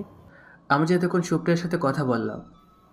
ওটা তোর মনে কল্পনা দুলা ভাই, আমি তোর পাশেই ছিলাম। কই, আমি তো কিছুই শুনতে পেলাম না। শামীম তখন চারদিক তাকাতে থাকলো যদি সুপ্রিয়া কোথাও লুকায় রাহিকে দেখে, কিন্তু সুপ্রিয়া কোথাও নেই। শামীম আকাশের দিকে তাকালো, সেখানে দেখতে পেল সুপ্রিয়া হাতের ইশারায় শামীমকে চুপ করে থাকতে বলল। শামীম একটা আঙুল ঠোঁটের উপর দিল। রাহি শামীমকে এমন করতে দেখে, আবার কি হলো দুলা ভাই? এভাবে ঠোঁটে আঙ্গুল দিয়ে কেন তুমি? হুস, কথা বলিস না, দেখছিস না ওই যে আকাশে তোর বোন আমাকে মানা করতেছে। আমি তো তারা আর চারটা ছাড়া কিছুই দেখি না। তোর দেখা লাগবে না, এখন খেয়ে ঘুমিয়ে যাব। তুই এই রাত 3টার সময় কি শেয়ারই করবি নাকি? কি বলিস তুই? রাত 3টা বাজে। তা নয় তো কি। শামীম আর রাতে কোনো কিছু না খেয়ে ঘুমিয়ে গেল। প্রতিদিন সন্ধ্যার পর শামীম সুপ্রিয়ার সাথে কল্পনাতে কথা বলছে, আর রাহি এসে শামীমকে রুমে নিয়ে গেছে। ওদিকে পুলিশ খুনিদের খোঁজ করছে। রাকিবের দুই বন্ধু আহান আর তিহান দুজন ঢাকা ছেড়ে কক্সবাজারে চলে গেছে। দেখতে দেখতে 7 দিন চলে যায়। রাহি আর শামীম দুজনে ইব্রাহিম খলিলের বাসায় আবার চলে যায়। শামীম রাহি দুজনেই তৈরি হয়ে নাও। কেন বাবা? আজকে রাতে বিমানে দুজনে কক্সবাজারে চলে যাবে। সেখানে আমার লোক আছে, তাদের সাথে দেখা করবে। আর তোমাদের দুজনের জন্য হোটেল রুম আগে থেকে বুক করে রেখেছি। বাবা, কেন যেতে হবে আমাদের ওখানে? কারণ আহান আর তিয়ান বর্তমানে কক্সবাজারে অবস্থান করতেছে। আবার নিশ্চয়ই বিষয়টা বুঝে গেছো দুজনে। আর বলতে হবে না বাবা, সব কিছু বুঝে গেছি আমরা। তাহলে রুমে গিয়ে তৈরি হয়ে নাও তোমরা। রাহি আর শামীম দুজনে রুমে গিয়ে ব্যাকপ্যাক করতে থাকলো। সবকিছু গোছকাজ করে দুজনেই নিচে এসে ইব্রাহিম খলিলের কাছে দোয়া নিয়ে বেরিয়ে পড়ল। বিমানে করে রাতেই তারা দুজন কক্সবাজারে পৌঁছে গেল। সেখানে আগে থেকে ইব্রাহিম খলিলের লোক ছিল, তারা ওদেরকে হোটেলে পৌঁছে দিল। রাহি, তাহলে নিজেকে তৈরি করে ফেল আর সবাইকে চমকে দে। সেটা আর তোকে বলতে হবে না দুলাভাই। এদের দুজনকে এমনভাবে মারবো যেন গোটা দুনিয়ার মানুষ ভয় পেয়ে যায়। আর বলতে হবে না। রাতে দুজনে কোনো রকম পার করে দিল। পরের দিন শেষ বিকেলে দুজনেই সমুদ্রের তীরে গেল। দুজনেই দেখতে পেল আহান আর তিহান সমুদ্রের তীরে হাঁটছে আর মেয়ে দেখছে। কিন্তু দুজনের একজনের কাউকে মনে ধরল না। স্বামী বিষয়টা বুঝতে পেরে রাহিমণিকে ওদের সামনে দিয়ে পাঠিয়ে দিল।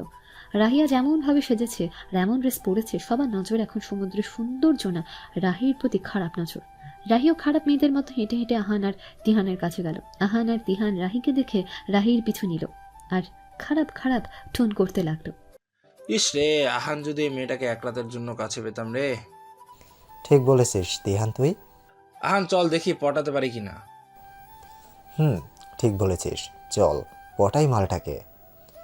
রাহি গিয়ে বালুর উপর বসলো। আহান আর তিহান দুজনেই রাহির পাশে গিয়ে বসলো। রাহি ওদের দেখে কিছুটা ভয়ের মতো করে চেপে গেল। আহান আর তিহানও এগিয়ে আসলো। কি হলো? এভাবে আপনারা দুজন আমার দিকে এগিয়ে আসতেছেন কেন? তোমার মতো সুন্দরীকে দেখে কি আর পিছিয়ে থাকা যায়? তাই তো সামনেই এলাম তোমার। ইস, আপনার দুজনই খুব দুষ্ট। আহান আর তিহান এমন কথা শুনে মনে হয় আকাশের চাঁদ হাতে পেল। আমি আহান আর ও তিহান। আমি পরিমণি। সত্যি তুমি একটা পরী। যদি ডানা থাকতো, ইস আরো কত সুন্দর লাগতো তোমাকে। তোমরা দুজন আমার ডানা হয়ে যাও না। আহান তিহান দুজনেই খুশিতে গদগদ। আর তারা যেন রাহিকে পেয়ে গেল। আহান এগিয়ে এসে বলছে, সত্যি বলতে আমরা দুজনেই তোমাকে ভালোবেসে ফেলেছি। কি একসাথে দুজন? না, এটা হয় না। আমি একসাথে দুজনের সাথে না না বাবা থাক। তাতে সমস্যা কি? তাতে দুজনকেই ঠকানো হবে। আরে কিছু হবে না, তুমি শুধু আমাদের ভালোবাসা দিবে আর আমরা তোমাকে আদরে আদরে ভরিয়ে দিব। ইস, কি দুষ্টু দুষ্টু কথা বলে এরা।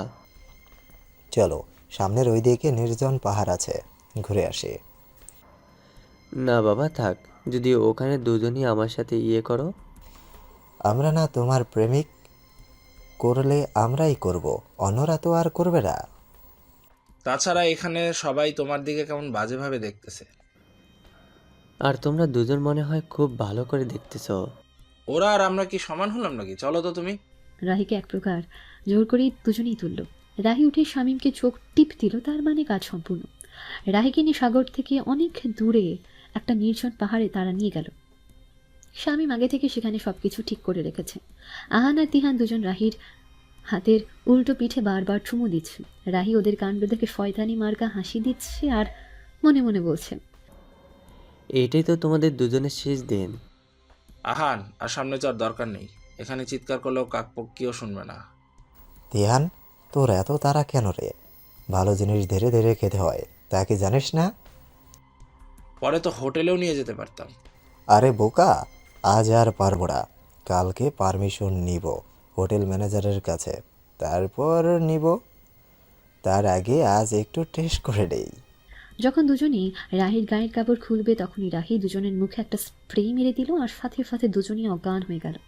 স্বামী এসে দুজনকে গাছের সাথে আলাদা আলাদা করে বেঁধে রাখলো আর ওদের দু হাত দু পা আলাদা আলাদাভাবে টেনে রাখলো। রফিদি আর তার সাথে সাপোর্ট হিসেবে গাছের গুঁড়ি ব্যবহার করলো। রাত 11টার দিকে ওদের জ্ঞান ফিরে এলো। দুজনেই চোখ খুলে দেখে তারা গাছের সাথে বাঁধা আর পাশে আগুনের মশাল জ্বলছে।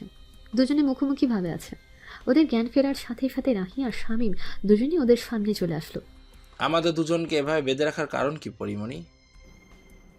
কারণ তোদের দুজনকে আজ মরতে হবে, তোমাদের বাকি দুই বন্ধুর মতো করে। তার মানে মুগ্ধ আর রাজুকে তোরা দুজন মেরেছিস?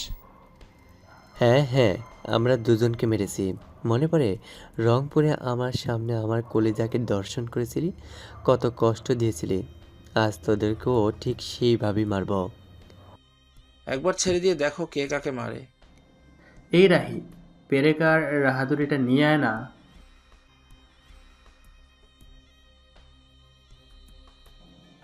রাহি, এবার ওদের পোশাক খুলে দে, পেরেকগুলো মারি। রাহি এবার ওদের গায়ের পোশাক খুলে দিল, আর ওরা দুজন বারবার অনুরোধ করতে থাকলো। শামীম ওদের কারো কথা না শুনে ওদের শরীরের মাঝে পেরেক মারতে থাকলো। আহান আর তিহানের শরীর দিয়ে রক্ত বের হতে থাকলো। পেরেক মারতে মারতে ওদের শরীর থেকে রক্ত বের হতে থাকলো। আহানে আর তিহান দুজনেই চিৎকার করে উঠল। শামীম আর রাহি দুজনের ঠোঁটে শয়তানি হাসি। হঠাৎ শামীম খেয়াল করলো ওর সাথে সুপ্রিয়া দাঁড়িয়ে আছে, আর সুপ্রিয়ার চোখ দুটো রক্তিম লাল হয়ে আছে। তুমি কখন আসলে এখানে? দুলাভাই কি আসলো কখন তোমার কাছে? আমি তো কাউকেই দেখতেছি না। রাহি দেখ না, আমার পাশে সুপ্রিয়া দাঁড়িয়ে আছে। রাহিমণি শামীমের চারদিক সুপ্রিয়াকে খোঁজ করতে থাকলো, কিন্তু রাহিমণি সুপ্রিয়াকে কোথাও পেল না। তবুও রাহি পাগলের মতো এদিক ওদিক তাকাতে থাকলো। নিজের বোনকে তো একবার হলেও দেখার স্বাদ জাগে, তাই না? দুলাভাই কই আমার বোন? আমি তো দেখতে পারতেছি না। রাহিমণির এমন কথা শুনে সুপ্রিয়ার মনটা ভীষণ খারাপ হয়ে গেল। শামীম সুপ্রিয়ার মন খারাপ থাকা দেখে, কি হলো, মন খারাপ হলো কেন তোমার? দেখো না, আমার ভাইয়াপু আমাকে দেখতে পারছে না, কিন্তু ঠিকই তুমি আমাকে দেখতে পারো, কথা বলতে পারো আমার সাথে। আল্লাহ কেন এমন করলো আমার সাথে? মন খারাপ করো না কলিজা, আমি তো আছি। কি বলতে চাও তোমার ভাইয়াপুকে? ভাইয়াপুকে বলো আমি ভালো আছি, আমার চিন্তা করতে হবে না। আর ভাইয়াপুকে বলো যে যেন সব সময় তোমার সাথে থাকে। আর বলো তুমি তাকে যা বলবে সে যেন তাই করে। আমার জন্য ওদেরকে কাঁদতে মানা করবে। আমি ভালো আছি, আমার জন্য যেন আল্লাহর কাছে দোয়া করে, আর এই শয়তানগুলোকে যেন চরম শাস্তি দেয়। শামীম সুপ্রিয়ার বলার সব কথা রাহিকে বলল। রাহি শুনে খুব খুশি হলো। যা হোক, রাহি ওর বোনের সাথে কথা বলতে না পারলেও তার বোন তো তাকে দেখতে পারছে। বোন তুই কোনো চিন্তা করিস না, দেখবি এদের মৃত্যু দেখে পুরো দেশের দর্শকগুলো আত্মা কেঁপে উঠবে। খলিজা, ভাইয়াপুকে বলো সেইটাই যেন করে। এই রাহি, এবার সিগারেট জ্বালা আর এই কুত্তার বাচ্চাদের শরীরে লাগিয়ে দে, আর দর্শক লেগ ওদের পেটে। রাহি এবার সিগারেট জ্বালিয়ে তার আগুন পেরেকগুলোর ঠিক সাইডে সাইডে দিচ্ছে লাগিয়ে। আর আহান তিহান চিৎকার করছে, আর তারা যেন এসব যন্ত্রণা সহ্য করতে পারছে না। এভাবে সাজা না দিয়ে আমাদেরকে একেবারে মেরে ফেলো, আমি আর সহ্য করতে পারছি না। এতটুকুতে ক্লান্ত হলে যখন কাউকে ধর্ষণ করিস তখন কি এসব কথা তোদের মনে থাকে না? ছেড়ে দাও, জীবনে বেঁচে থাকতে আর দর্শন করব না। আমাদের ভুল হয়ে গেছে, আমরা বাঁচতে চাই, দয়া করো আমাদেরকে। ছেড়ে দেব যদি আমার কলেজকে ফিরিয়ে দিতে পারিস তোরা। আর কোনো কষ্ট দিব না তোদের। আমার ভালোবাসার মানুষকে ফিরিয়ে দে তোরা। কেমন করে ফিরিয়ে দিব? সে তো আর দুনিয়াতেই নাই। তোদের কাছেও আমি অনেক আকুতি মিনতি করেছি, আমার কথা শুনিসনি তোরা। আমার চোখের সামনে আমার কলেজকে ধর্ষণ করে মেরে ফেললি। এবার দেখ মৃত্যু যন্ত্রণা কাকে বলে। না, আর কষ্ট দিও না, তোমাদের পায়ে ধরে আমাদের ছেড়ে দাও। না, তুমি ওদের ছাড়বে না, ওদের আরও কষ্ট দাও। আমি দেখতে চাই কলিজা। এই রাহি, মিশার মতো করে এবার ওদের শরীর একটু একটু করে কেটে লবণ দে না। আমার কলেজে ওদের আত্মচিৎকার শুনতে চায়। রাহি এবার ব্লেড বের করে ওদের শরীর ফাঁসাতে লাগলো, শরীরে লবণ দিয়ে এবং মরিচের গুঁড়ো দিতে লাগলো। কি কষ্ট হচ্ছে ওদের, এর যে যন্ত্রণা আর কি হতে পারে। আহান আর তিহান তো এবার প্রায় মরা মরা ভাব। এই রাহি, মিশার মতো করে এবার ওদের যৌনাঙ্গ কেটে ওদের মুখের মাঝে ঢুকিয়ে দে না। রাহি এবার শামীমের কথা শুনে প্রথমে তিহানের তারপর রাহানের যৌনাঙ্গ কেটে ওদের মুখে ঢুকিয়ে দিয়ে টেপ মেরে দিল। আর বেচারা দুজন গাছে বাঁধা অবস্থায় ছটফট করতে থাকবে। ইস, যা কষ্ট হচ্ছে ওদের বলার বাইরে। এই রাহি, মৌচাকে ঢিল মারার আগে পোশাকগুলো পরে নে আর একটা ফেস্টুন লিখে দে। রাহি এবার পোশাক দিল, শামীম পরে নিল, আর রাহি একটা ফেস্টুন লিখে ওদের পায়ের কাছে রাখলো। তারপর রাহি নিজেও পোশাক পরে নিল। তারপর রাহি মোজাকে ঢিল ছুঁড়ে মারল। বাকিটা কি বলতে হবে? শামীম আর রাহি দুজনেই সে স্থান ত্যাগ করলো দ্রুত। সুপ্রিয়ার চোখে মুখে তৃপ্তির হাসি, মনে হচ্ছে বিশ্ব জয় করলো সে। হ্যাঁ, ধর্ষকদেরকে এর চেয়ে কঠিন সাজা দিয়ে মারা উচিত। দুলাভাই, ওদেরকে কি ছেড়ে দেওয়া ঠিক হলো? আমরা ছেড়ে দিলেও মৌচাকের মৌমাছি ওদের জীবনও ছাড়বে না। একটা সুস্থ মানুষকে যদি 25টা মৌমাছি কামড় দেয় আর সে যদি সময় মতো চিকিৎসা না নিতে পারে, তাহলে তার মৃত্যু নির্ঘাত। বুঝলে আমার কলেজের বাইয়াপু? তোর মাথার দারুণ বুদ্ধি আছে, মানতে হবে। এই জন্যই তোর দুলাভাই আমি। আচ্ছা দুলাভাই, বোন গেছে না আছে? এই তো আমার সাথে আছে আর আমাদের কথা শুনতেছে। আমি কি তোদের কোনো বিরক্তির কারণ হই নাই তো? কলিজা, ভাইয়াপুকে বলে দাও, তিনজন তো সব সময় আগে একসাথে ছিলাম। কই, তখন তো বিরক্ত হই নাই, এখন কেন হব? না হচ্ছি না, তবে খুব ভালো লাগতেছে তিনজন একসাথে হয়। স্বামী সুপ্রিয়ার সাথে পুরো রাস্তা নানা রকম কথা বলতে বলতে এসেছে, আর রাহি তাদের সব কথা শুনেছে। সুপ্রিয়ার যখন চলে যাবার সময় হয়েছে তখন সুপ্রিয়া ওদের দুজনের কাছ থেকে বিদায় নিয়ে চলে যায়। তবে যাওয়ার আগে বলে যায় আবার আসবে সে ওদের কাছে সময় মতো। কিন্তু স্বামীর কল্পনাতে সুপ্রিয়াকে সবসময় তার পাশে পায়। স্বামীমের সাথে সবসময় সুপ্রিয়ার কথা হয়। ওরা মনে করে এখন ওদের বিচ্ছেদ হয়নি, ওরা ঠিক আগের মতোই আছে। সত্যি বলতে কি, যারা সত্যি সত্যি কাউকে ভালোবাসে তাদের কল্পনা বলেন, স্বপ্নে বলেন, মনের মানুষকে সে দেখবে, এমনকি দুজনের অনেক কথা হবে। এই জন্যই বুঝি সত্যিকারের ভালোবাসার মিলন ঘটে না। পরের দিন আবারও লাশ পাই, আর লাশ দুটো সে আগের দুজনের মতো মৃত্যু এবং একে হাতে লেখা ফেস্টুনও পায়। কিন্তু কেউ এখন পর্যন্ত আসল খুনিকে দেখেনি আর ধরতেও পারছে না। গোয়েন্দা পুলিশ থেকে ডিবি পুলিশ, সিআইডি পুলিশ সবাই খুনিকে বা খুনিদের ধরার জন্য উঠে পড়ে লেগেছে। তারা খোঁজ নিয়ে দেখে যারা এখন পর্যন্ত খুন হয়েছে তারা সবাই ছিল ধর্ষক, এবং দেশের প্রায় অনেক জেলাতে মামলা রয়েছে, কিন্তু পুলিশ তাদের গ্রেফতার করেনি। পুলিশের সব বিভাগ দেশের সব জেলাতে খোঁজ করতে থাকলো আসলে কোন ধর্ষকের পরিবার এমন করতে পারে, কিন্তু খোঁজ নিয়ে দেখলো এমন কোনো ব্যক্তি নেই, আর ধর্ষকের পরিবারের সবাই বাড়িতে আছে। রাকি বিষয়টা নিয়ে অনেক চিন্তিত, কি হতে পারে। আর পুলিশ তো ওদেরকে ধরার অনেক চেষ্টা করেছে, আর সবগুলো ধর্ষিতা মেয়ের বাড়ি বাড়ি গিয়েছিল। রাকিবের মাথায় যেন কিছুই ঢুকছে না। এদিকে রিয়ান, আরিয়ান এবং রাকিবের পরিবার বিকেলের পর বাড়ির বাইরে বের হতে দেয় না, আর তারা সবাই জেনেও গেছে এরপরের মৃত্যুর তালিকায় এদের তিনজন আছে। ইব্রাহিম খলিল যত দ্রুত সম্ভব রাহিকে কক্সবাজার ত্যাগ করার কথা বলে, সাথে এটাও বলে ওরা যেন বাসে করে কুমিল্লা শহরে যায় এবং সেখানে কোনো হোটেলে নিয়ে থাকে, কারণ খুনিদের এক একজনের নানা বাড়ি কুমিল্লা জেলাতে। তাদের বাড়ি বাবা মা চায় না তাদের ছেলে ঢাকা শহরে থাকুক আর খুনিরা মেরে ফেলুক। শামীম আর রাহি দুজন কক্সবাজারের শ্যামলী বাসে উঠে সোজা কক্সবাজারের চিটাগাং হয়ে ফেনী দিয়ে কুমিল্লা শহরে অবস্থান করে। একদিন বিকালবেলা রাকিবের বাড়িতে রিয়ান, আরিয়ান আর তাদের পরিবার চলে আসে। তিনজন আজ প্রায় সপ্তাহখানিক পর একসাথে হলো। তিনজনই রাকিবের রুমে ঢুকে কথা বলতে থাকে। এদিকে ওদের বাবা মাও এই খুনের বিষয়ে এগুলো নিয়ে কথা বলে। কথায় কথায় রাকিব বলে, আচ্ছা, এই খুনগুলো রংপুরে সে অটো চালক করতেছে না তো? কি বলিস তুই? যে রংপুর বিভাগে মানুষ একেবারে বোকাচোদা, তারা কি না করবে খুন? আরে ওরা তো গ্রামের মাটির মানুষ, ওদের মনের মাঝে কোনো প্যাচ নাই। আমার মনে হয় শহরে কি হবে। রাকিব, আমারও তাই মনে হয়। আমিও তো জানি ওই অঞ্চলের মানুষ ভালো, কিন্তু সবাই তো আর ভালো হয় না। আর তাছাড়া আমাদের নামে থানায় কোনো মামলা করে নাই, যদি তারা গোপনে অন্য কোনো কিছু করে। রাকিব থাম ভাই, যদি খারাপ হতো, ক্ষমতাসীন হতো, তাহলে মামলা করতো। সবচেয়ে বড় কথা, তারা তো জানে না আমরা কোথায় থাকি। না রে, আমার মন বলতেছে ওই অটো চালকই হবে। দুর্বাদ দে, এমনিতেই এক সপ্তাহ ধরে কোনো মেয়ের স্বাদ পাচ্ছি না, তার উপর আবার আমাকে বাবা মা কুমিল্লার নানুর বাড়ি পাঠিয়ে দেবে। রিয়ান শোন, এখন যাস না। আমি রংপুর বিভাগের নীলফামারী জেলা কিশোরগঞ্জ থানায় মাগুরা ইউনিয়নে লোক পাঠিয়ে দিয়েছি। আগে খবর আসুক সে অটো চালক কিনা, তারপর ব্যবস্থা নিব আমরা। না রে, বাবা মা মানবে না। আর তাছাড়া ওখানে 3টা মামাতো বোন আছে, ওদের সাথে মজা করতে পারবো, তারপর চলে আসবো। আমার কথা শোন, আগে যাস না। আর এখন আপাতত মেয়েদের পেছনে ঘোরা বাদ দেই। পুলিশের নজর এখন আমাদের ওপর, আর ডিয়াজির মেয়ে নিখোঁজ হওয়ার জন্য আমাদের ওপর পুলিশ সন্দেহ করতেছে। শুন, ধরা পড়লে সমস্যা নাই, বাবার টাকার অভাব আছে নাকি? আমাদের টাকা দিয়ে ঢাকার সব নেতা আর আইন কিনে নেব, আর তোরা গড়ে থাক চুরি পরে মেয়েদের মতো। আমি একটু একাই মজা নেই। রিয়ান আর তার পরিবার রাকিবের বাসা থেকে বের হয়ে আসে। রাতেই রিয়ানকে তার বাবা মা কুমিল্লায় পাঠিয়ে দেয়।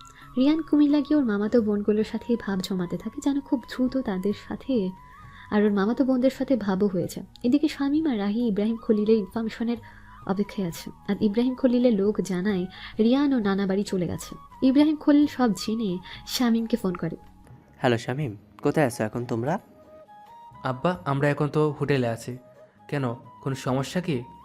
গুড নিউজ আছে তোমাদের জন্য। কি সেটা আব্বা? রিহান কুমিল্লা গেছে, ওর নানা বাড়ি। কিন্তু কুমিল্লার কোথায় আছে তারা?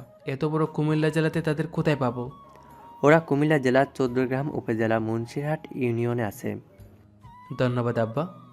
গ্রাম এলাকা, যা করার সাবধানে করবে। আর শুনেছি রাকিব নাকি তোমাদের খোঁজ করতে লোক রংপুর বিভাগের নীলফামারী জেলা কিশোরগঞ্জ থানা মাগুরা ইউনিয়নে পাঠিয়েছে, বুঝতে পেরেছো? আব্বা তুমি টেনশন নিও না, মনে করো এই কুত্তার বাচ্চাটাও খতম। এখন রাকিব আর আরিয়ান বেঁচে আছে শুধু, এটা ভাবো। এখন তো বিকাল, আমি চাই রাতের মধ্যেই রিয়ানের খেলা খতম করে দাও। কোনো চিন্তা করো না আব্বা, আমি সব ঠিক করে রেখেছি আগে থেকেই, শুধু তোমার ফোনের অপেক্ষা ছিলাম আমি। শামীম ফোন কেটে দিয়ে শয়তানি হাসি দিতে থাকে আর সুপ্রিয়ার দিকে তাকিয়ে দেখে সুপ্রিয়ার চোখ লাল বর্ণ ধারণ করেছে, যা দেখে রীতিমতো শামীম ভয় পেয়ে যায়। এরকম চেহারা কখনো সে দেখেনি আগে সুপ্রিয়ার।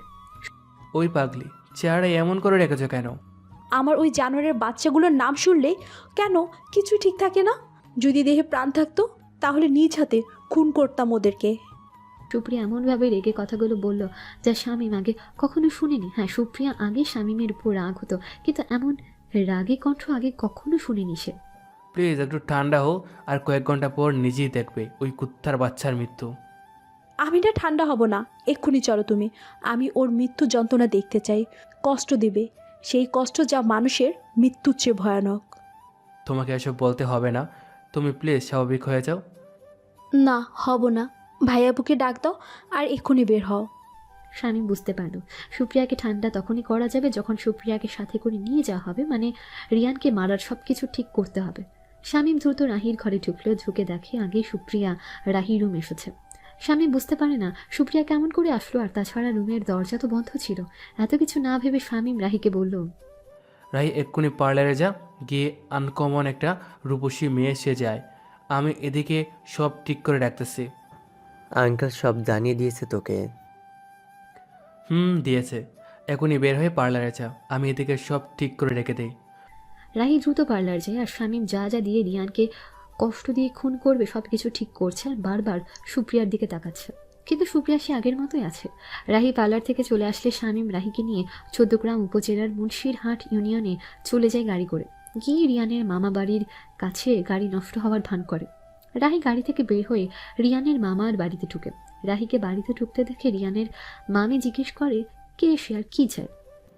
আসলে গাড়িটা নষ্ট হয়ে গেছে, এদিকে সামনে শুভপুরে আমার দাদা বাড়ি, একটু বেড়াতে এসেছিলাম, কিন্তু গাড়িটা নষ্ট হলো আর বাইরে যা মানুষগুলো খারাপ ভাবে দেখতেছিল, তাই ভিতরে চলে আসলাম।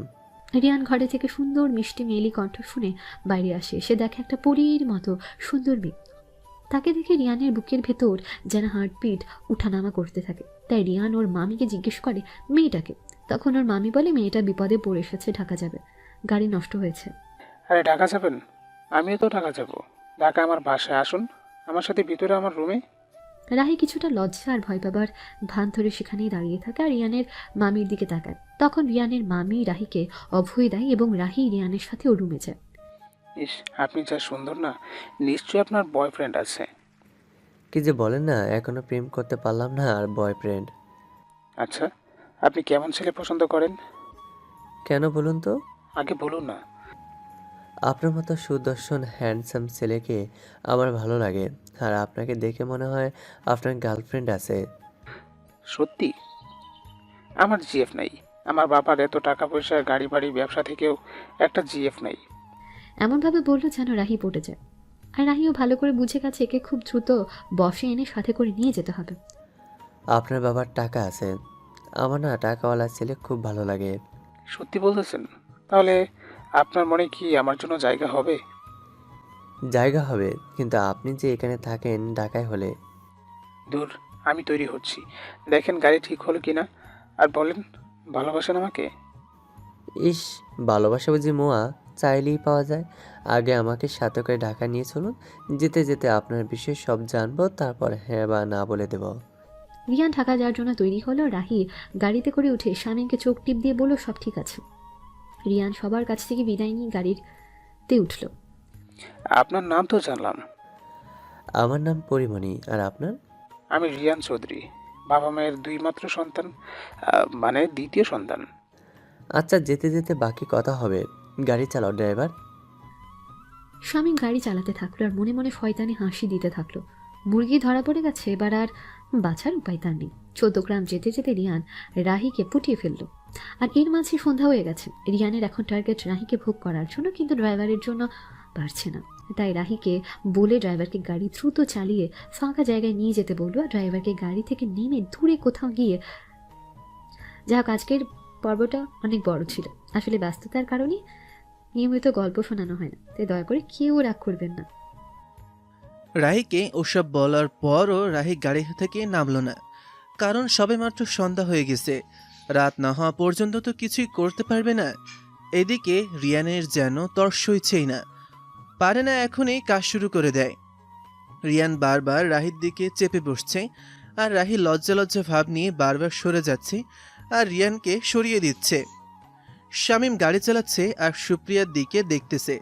সুপ্রিয়ার চোখ দুইটা লাল রং ধারণ করেছে, আর সুপ্রিয়া শামীমকে যতই দেখছে ততই যেন ভয় পেয়ে যাচ্ছে। এদিকে রিয়ান তো রাহির সাথে কত কি না করছে। ও বেবি, তুমি না বললে গাড়িতে সব করতে দিবে, তাহলে তুমি কেন এভাবে সরে যাচ্ছ? আরে ড্রাইভার আছে তো, এমন করো কেন? আমি কি পালিয়ে যাচ্ছি নাকি?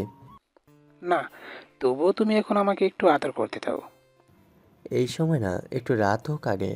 আমি তোমাকে সারা রাত ধরে আদর করতে চাই। না বাবা, আমার ভয় করে। এর আগে কখনো আমি কারোর সাথে করি নাই। আমার সাথে করো, কোনো কষ্ট দিব না, শুধু ভালোবাসায় ভরিয়ে দেবো তোমাকে আমি। না, তবুও না। এমন করো কেন তুমি? আসো না কাছে আরো।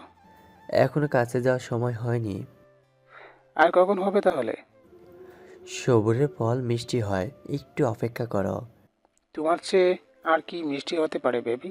তোমাকে তো আমার বুকের মাঝে রাখতে মন চাইছে। ইস, কি যে বলো না তুমি, কাউকে দেখো না তুমি। তুমি ড্রাইভারকে নেমে দূরে যেতে বলো না। রিয়ান এবার সাহস করে রাহির দিকে এগিয়ে এসে রাহিকে জড়িয়ে ধরল। রাহিও রিহানকে জড়িয়ে ধরল। রিহান এবার নিজের পোশাক আর রাহির পোশাক খুলতে শুরু করে দিল। রাহি শামীমকে চোখ টিপ দিয়ে ইশারা করলো, আর শামীম গাড়ি থেকে নেমে দূরে গেল। আজকে সারা রাত গাড়িতেই কাটিয়ে দিব বেবি। সারা রাত আমি পারবো না, আমি তো মরেই যাব তাহলে। তোমার কিছু হবে না বেবি, দেখবে অনেক মজা দেব। তোমার মুখে কোনো কথা আটকায় না, আমার বুঝি লজ্জা করে না? তোমার সব লজ্জা ভেঙে দেবো আজ আমি। সারা রাত করতে পারবে তো? কেন পারবো না? আচ্ছা দাঁড়াও, তোমাকে একটা ইনজেকশন দেই, তাহলে অনেক সময় করতে পারবে তুমি। রাহি ব্যাগ থেকে একটা অচেতন হওয়ার ইঞ্জেকশন বের করে রিয়ানের হাতে পুশ করে দিল। ধীরে ধীরে রিয়ান জ্ঞান হারিয়ে ফেলল। রাহি রিয়ানের শরীরের সব পোশাক খুলে দিল, হাতে পায়ে রশি দিয়ে বেঁধে দিল, মুখে টেপ মেরে দিল। তারপর গাড়ির সব জানালা বন্ধ করে দিল, যাতে কেউ দেখতে না পায় আর বুঝতে না পারে যে ভেতরে কি চলছে। রাহি গাড়ি থেকে নেমে শামীমের কাছে গেল। দুলাভাই, সব কমপ্লিট, এখন শুধু ওর জ্ঞান ফেরার অপেক্ষা। ভালো করেছিস তুই। ওর কেমন মেয়েদের প্রতি এত লোভ তা হাড়ে হাড়ে টের পাবে বেটা। দুলাভাই, একটা কথা বলি। বল। আমি চাই পুরা রাত গাড়িতে খুব খুব খুব কষ্টে যে ওকে মারতে চাই, আর শেষ রাতে ওর লাশ গুমটি নদীর তীরে ফেলে দিতে চাই। তুই একেবারে ঠিক কথা বলেছিস, আমিও সেটাই চাই। খুব কষ্ট দিতে হবে, তাহলে সে বুঝবে কষ্ট কাকে বলে। ওরা গাড়িতে গিয়ে উঠল, আর শামীম ধীরে ধীরে গাড়ি চালাতে থাকলো। রিয়ানের জ্ঞান ফিরবে ঠিক 1 ঘন্টা পর। এখন একটু রাত হয়েছে, আর একটু রাত হলে তখন রাস্তায় গাড়ি ছাড়া মানুষ থাকবে না। শামীম গাড়ি চালাতে চালাতে হঠাৎ সুপ্রিয়ার দিকে লক্ষ্য করে। সুপ্রিয়া এত ভয়ঙ্কর চেহারা ধারণ করেছে আর শামীমের দিকে তাকিয়ে আছে। শামীম ভয় পেয়ে মাঝ রাস্তায় গাড়ি ব্রেক করলো। এভাবে আমার দিকে তাকিয়ে আছো কেন? ওকে এক্ষুনি মেরে ফেলো, আমি ওর মৃত্যু নিজ চোখে দেখতে চাই। দেখে যেতে চাও মানে? আমি বেশিক্ষণ তোমার কাছে থাকতে পারবো না, তাই যা করার তাড়াতাড়ি করো তুমি। আমাকে চলে যেতে হবে একটু পর, বুঝলে তুমি? ঠিক আছে, তবুও স্বাভাবিক হও তুমি। না, হব না। আমি যা করার করব। তুমি আমি আর পারতেছি না। শামীম একদিকে গাড়ি সাইড করে বোতল থেকে পানি নিয়ে এসে রিয়ানের চোখে মুখে ঢেলে দিল। রিয়ান চোখ মিটমিট করে খুলে চারিদিকে তাকিয়ে দেখে সব ঠিক আছে, কিন্তু নড়তে পারছে না। পরে খেয়াল করে দেখে ওর হাত পা আর মুখে টেপ দেওয়া। ওর শরীরে কোনো পোশাক নেই। শামীম ওর মুখের টেপটা খুলে দিল। আমাকে এভাবে বেঁধে রাখার কারণ কি? আর আমার পোশাক কোথায়? তোর সব পোশাক নিচ্ছে, আর তোকে বেঁধে রেখেছি মেরে ফেলার জন্য। এই, কে তুই? আর আমাকে মারবি মানে? মানে কি? আমি সেই যে তোর বাকি 4 বন্ধুকে মেরে ফেলেছে। আমি সেই যার চোখের সামনে তার কলিজাকে ধর্ষণ করেছিস। আমি তোদের হাতে পায়ে ধরে অনেক মিনতি করেছি, কিন্তু শুনিস নাই। আমি সেই নীলফামারী জেলার কিশোরগঞ্জ থানা মাগুরা ইউনিয়নের অটো চালক শামীম। আমাকে ছেড়ে দে, না হলে বাঁচতে পারবি না তোরা। শামীম রিয়ানের কথা শুনে হাসতে থাকলো। রাহিও হাসতে থাকলো শামীমের সাথে। শামীম আর রাহির হাসি দেখে রিয়ানের খুব খারাপ লাগতে লাগলো। বাঁচতে পারলে না আমাকে মারবি তুই। কেন? কি করবি আমার সাথে? নিজের চোখে দেখতে থাক। রাহি ব্লেড দিয়ে রিহানের শরীরে ফাঁসাতে লাগলো। শামীম রিহানের কাটা জায়গায় লবণের গুঁড়া আর মরিচ দিতে থাকলো। রিহানের যেন দেহ থেকে প্রাণটা চলে যাচ্ছে। রাহি সিগারেট জ্বালিয়ে রিহানের শরীরে লাগিয়ে দিল। রিহানের চোখ তুলে ফেললো, জিভ কেটে দিল, মুখের মাঝে 1000 বার ব্লেড চালালো। রিয়ানের মুখের মাঝে ঠিক একইভাবে ধর্ষক লিখে দিল। রিয়ানের যৌনাঙ্গ কেটে ওর মুখের ভেতরে গাম দিয়ে লাগিয়ে দিল। তারপর রাহির কাছ থেকে ব্লেড নিয়ে রিহানের গলায় 3টা পোঁচ দিল। রিয়ানের সেখানেই মৃত্যু হলো। একটা ফেস্টুনে লিখে দিল রিয়ানের গলায় ঝুলিয়ে দিয়ে ও লাশ রাতের মধ্যেই গোমতী নদীর তীরে ফেলে দিল। সুপ্রিয়া আরও স্বাভাবিক চেহারায় ফিরে এলো। রিয়ানকে মারার 1 সপ্তাহ পরে আরিয়ানদের ঠিক ওই একই মতন মেরে ফেলল শামীম আর রাহি। চারিদিকে হৈ হৈ পড়ে যায়, কে তাদেরকে এমন করে মারতেছে। এদিকে রাকিব খবর পায় রংপুরের যে মেয়েটাকে তারা ধর্ষণ করেছিল তার প্রেমিককে খুঁজে পাওয়া যাচ্ছে না, আর সাথে সেই মেয়েটার হিজড়া ভাইকেও খুঁজে পাওয়া যাচ্ছে না। রাকিব বুঝে গেল এসব তাদের কাজ, তাই রাকিব ওর বাবাকে দিয়ে পুলিশ পাঠিয়ে দিল এবং শামীমের খোঁজ করে বের করে ওকে ফাঁসি দিতে হবে। কিন্তু কেউ শামীম আর রাহির খোঁজ দিতে পারে না। রাকিবও শামীম আর রাহিকে খুঁজে বের করতে লোক লাগিয়ে দেয়, কিন্তু পুরো শহরও খুঁজে পায় না। পুলিশ খুনিকে খুঁজে বের করতে সব রকম চেষ্টা চালিয়ে যাচ্ছে। একদিন মুগ্ধের গাড়ির ড্রাইভার রাহিকে দেখে ফেলে আর পুলিশকে খবর দেয়।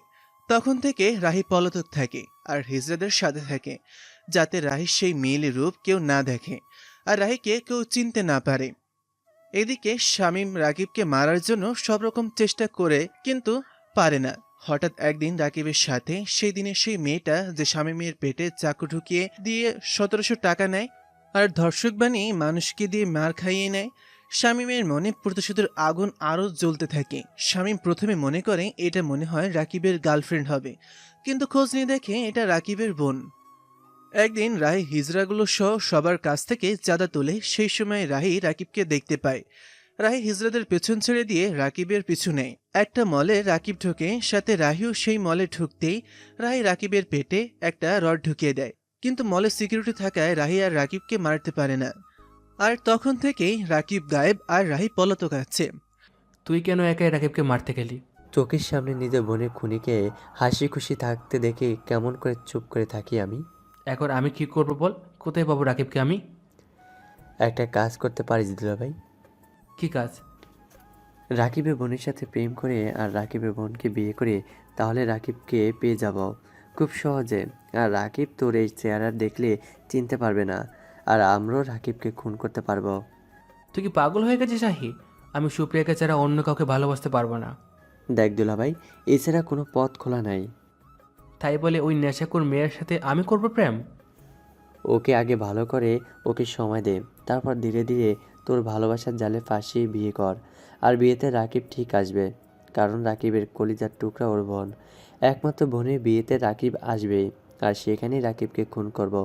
ধরা পড়লে পড়ব, ফাঁসিতে ঝুলেও ঝুলব। কিন্তু কোনো কিন্তু না। আর শোন, আমি গেলাম, তোর নাম্বার আমার কাছে আছে, কোনো দরকার হলে আমি ফোন দেব, আর আমি যেভাবে বলবো সেভাবে কাজ করবি। রাহি শামীমকে অনেক বুঝে সেখান থেকে চলে যায়। শামীম চলে যায় ইব্রাহিম খলিলের বাসাতে। রাতে সুপ্রিয়া আবার শামীমের কাছে আসে। শামীম সুপ্রিয়াকে জড়িয়ে ধরে কান্না করতে থাকে। সুপ্রিয়া শামীমের কান্না করার কোনো কারণ খুঁজে পায় না। আই কলিজা, তুমি আজ এইভাবে কান্না করতেছো কেন? আমি তোমাকে ভালোবাসি, তোমাকে ছাড়া অন্য কাউকে ভালোবাসতে পারবো না। আমি শুধু তোমাকে চাই, আর কাউকে চাই না। আমার মনের ভিতর শুধু তুমি আছো, আমার প্রতি নিঃশ্বাসে তুমি আছো, আর কেউ না। এই পাগল, আমি তো সব জানি, কিন্তু কি হয়েছে আমাকে বলবে তো? তখন শামীম সুপ্রিয়াকে এক এক করে সব বলে দেয়। সুপ্রিয়া সব শুনে কিছুক্ষণ ভেবে শামীমের শরীরে হাত দিয়ে বলে, শোনো, সত্যি সত্যি প্রেম করতে হবে না, শুধু প্রেমের জালে ফাঁসাও, আর রাকিবকে সবার সামনে নিয়ে এসো। কি বলে এসব তুমি? তাছাড়া তোমার কাছে কোনো পথ খোলা নেই, আর আমি তোমার কাছে ছাড়া আর কারো কাছে যেতে পারি না।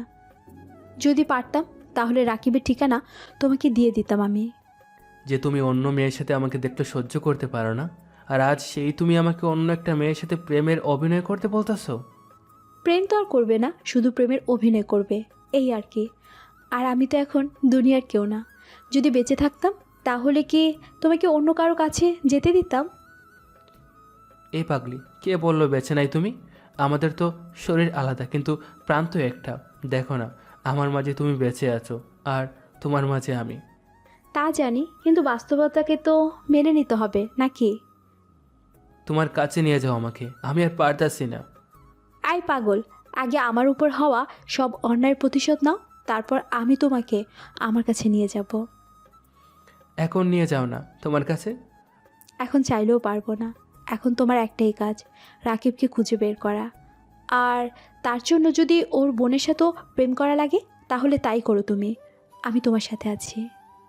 যদি তার হয়ে যায় আমি? আমার বিশ্বাস আছে তুমি আমার ছেলে আর আমারই থাকবে। তুমি আর যাই করো না কেন আমাকে ভুলতে পারবে না। আমি যে তোমার অস্তিত্বে মিশে গেছি, চাইলেও আমাকে সরাতে পারবে না তুমি। আর আমি ছায়া হয়ে তোমার পাশেই থাকবো। তাই বলে অন্য মেয়ের সাথে আমি প্রেমের অভিনয় করব? আমার অন্যায়ের প্রতিশোধ নেওয়ার জন্য তোমাকে যে এখন এটাই করতে হবে। আর ভাইয়াপু তো তোমার কাছে নেই, থাকলে সে তোমাকে সাপোর্ট দিতে পারতো।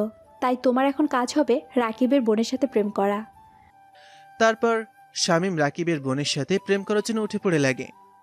রাকিবের বোন চাঁদের কেয়ার করা, সবসময় কাছাকাছি থাকা, ভাইয়ের অভাব বুঝতে না দেওয়া, টাকা পয়সা, এমনকি চাঁদের সব প্রিয় জায়গায় নিয়ে যাওয়া, গিফট দেওয়া, চাঁদকে একটা ভালো মেয়েতে পরিণত করা, তারপর প্রেম ভালোবাসা করা, ধীরে ধীরে শামীমের ওপর পাগল করা চাঁদকে।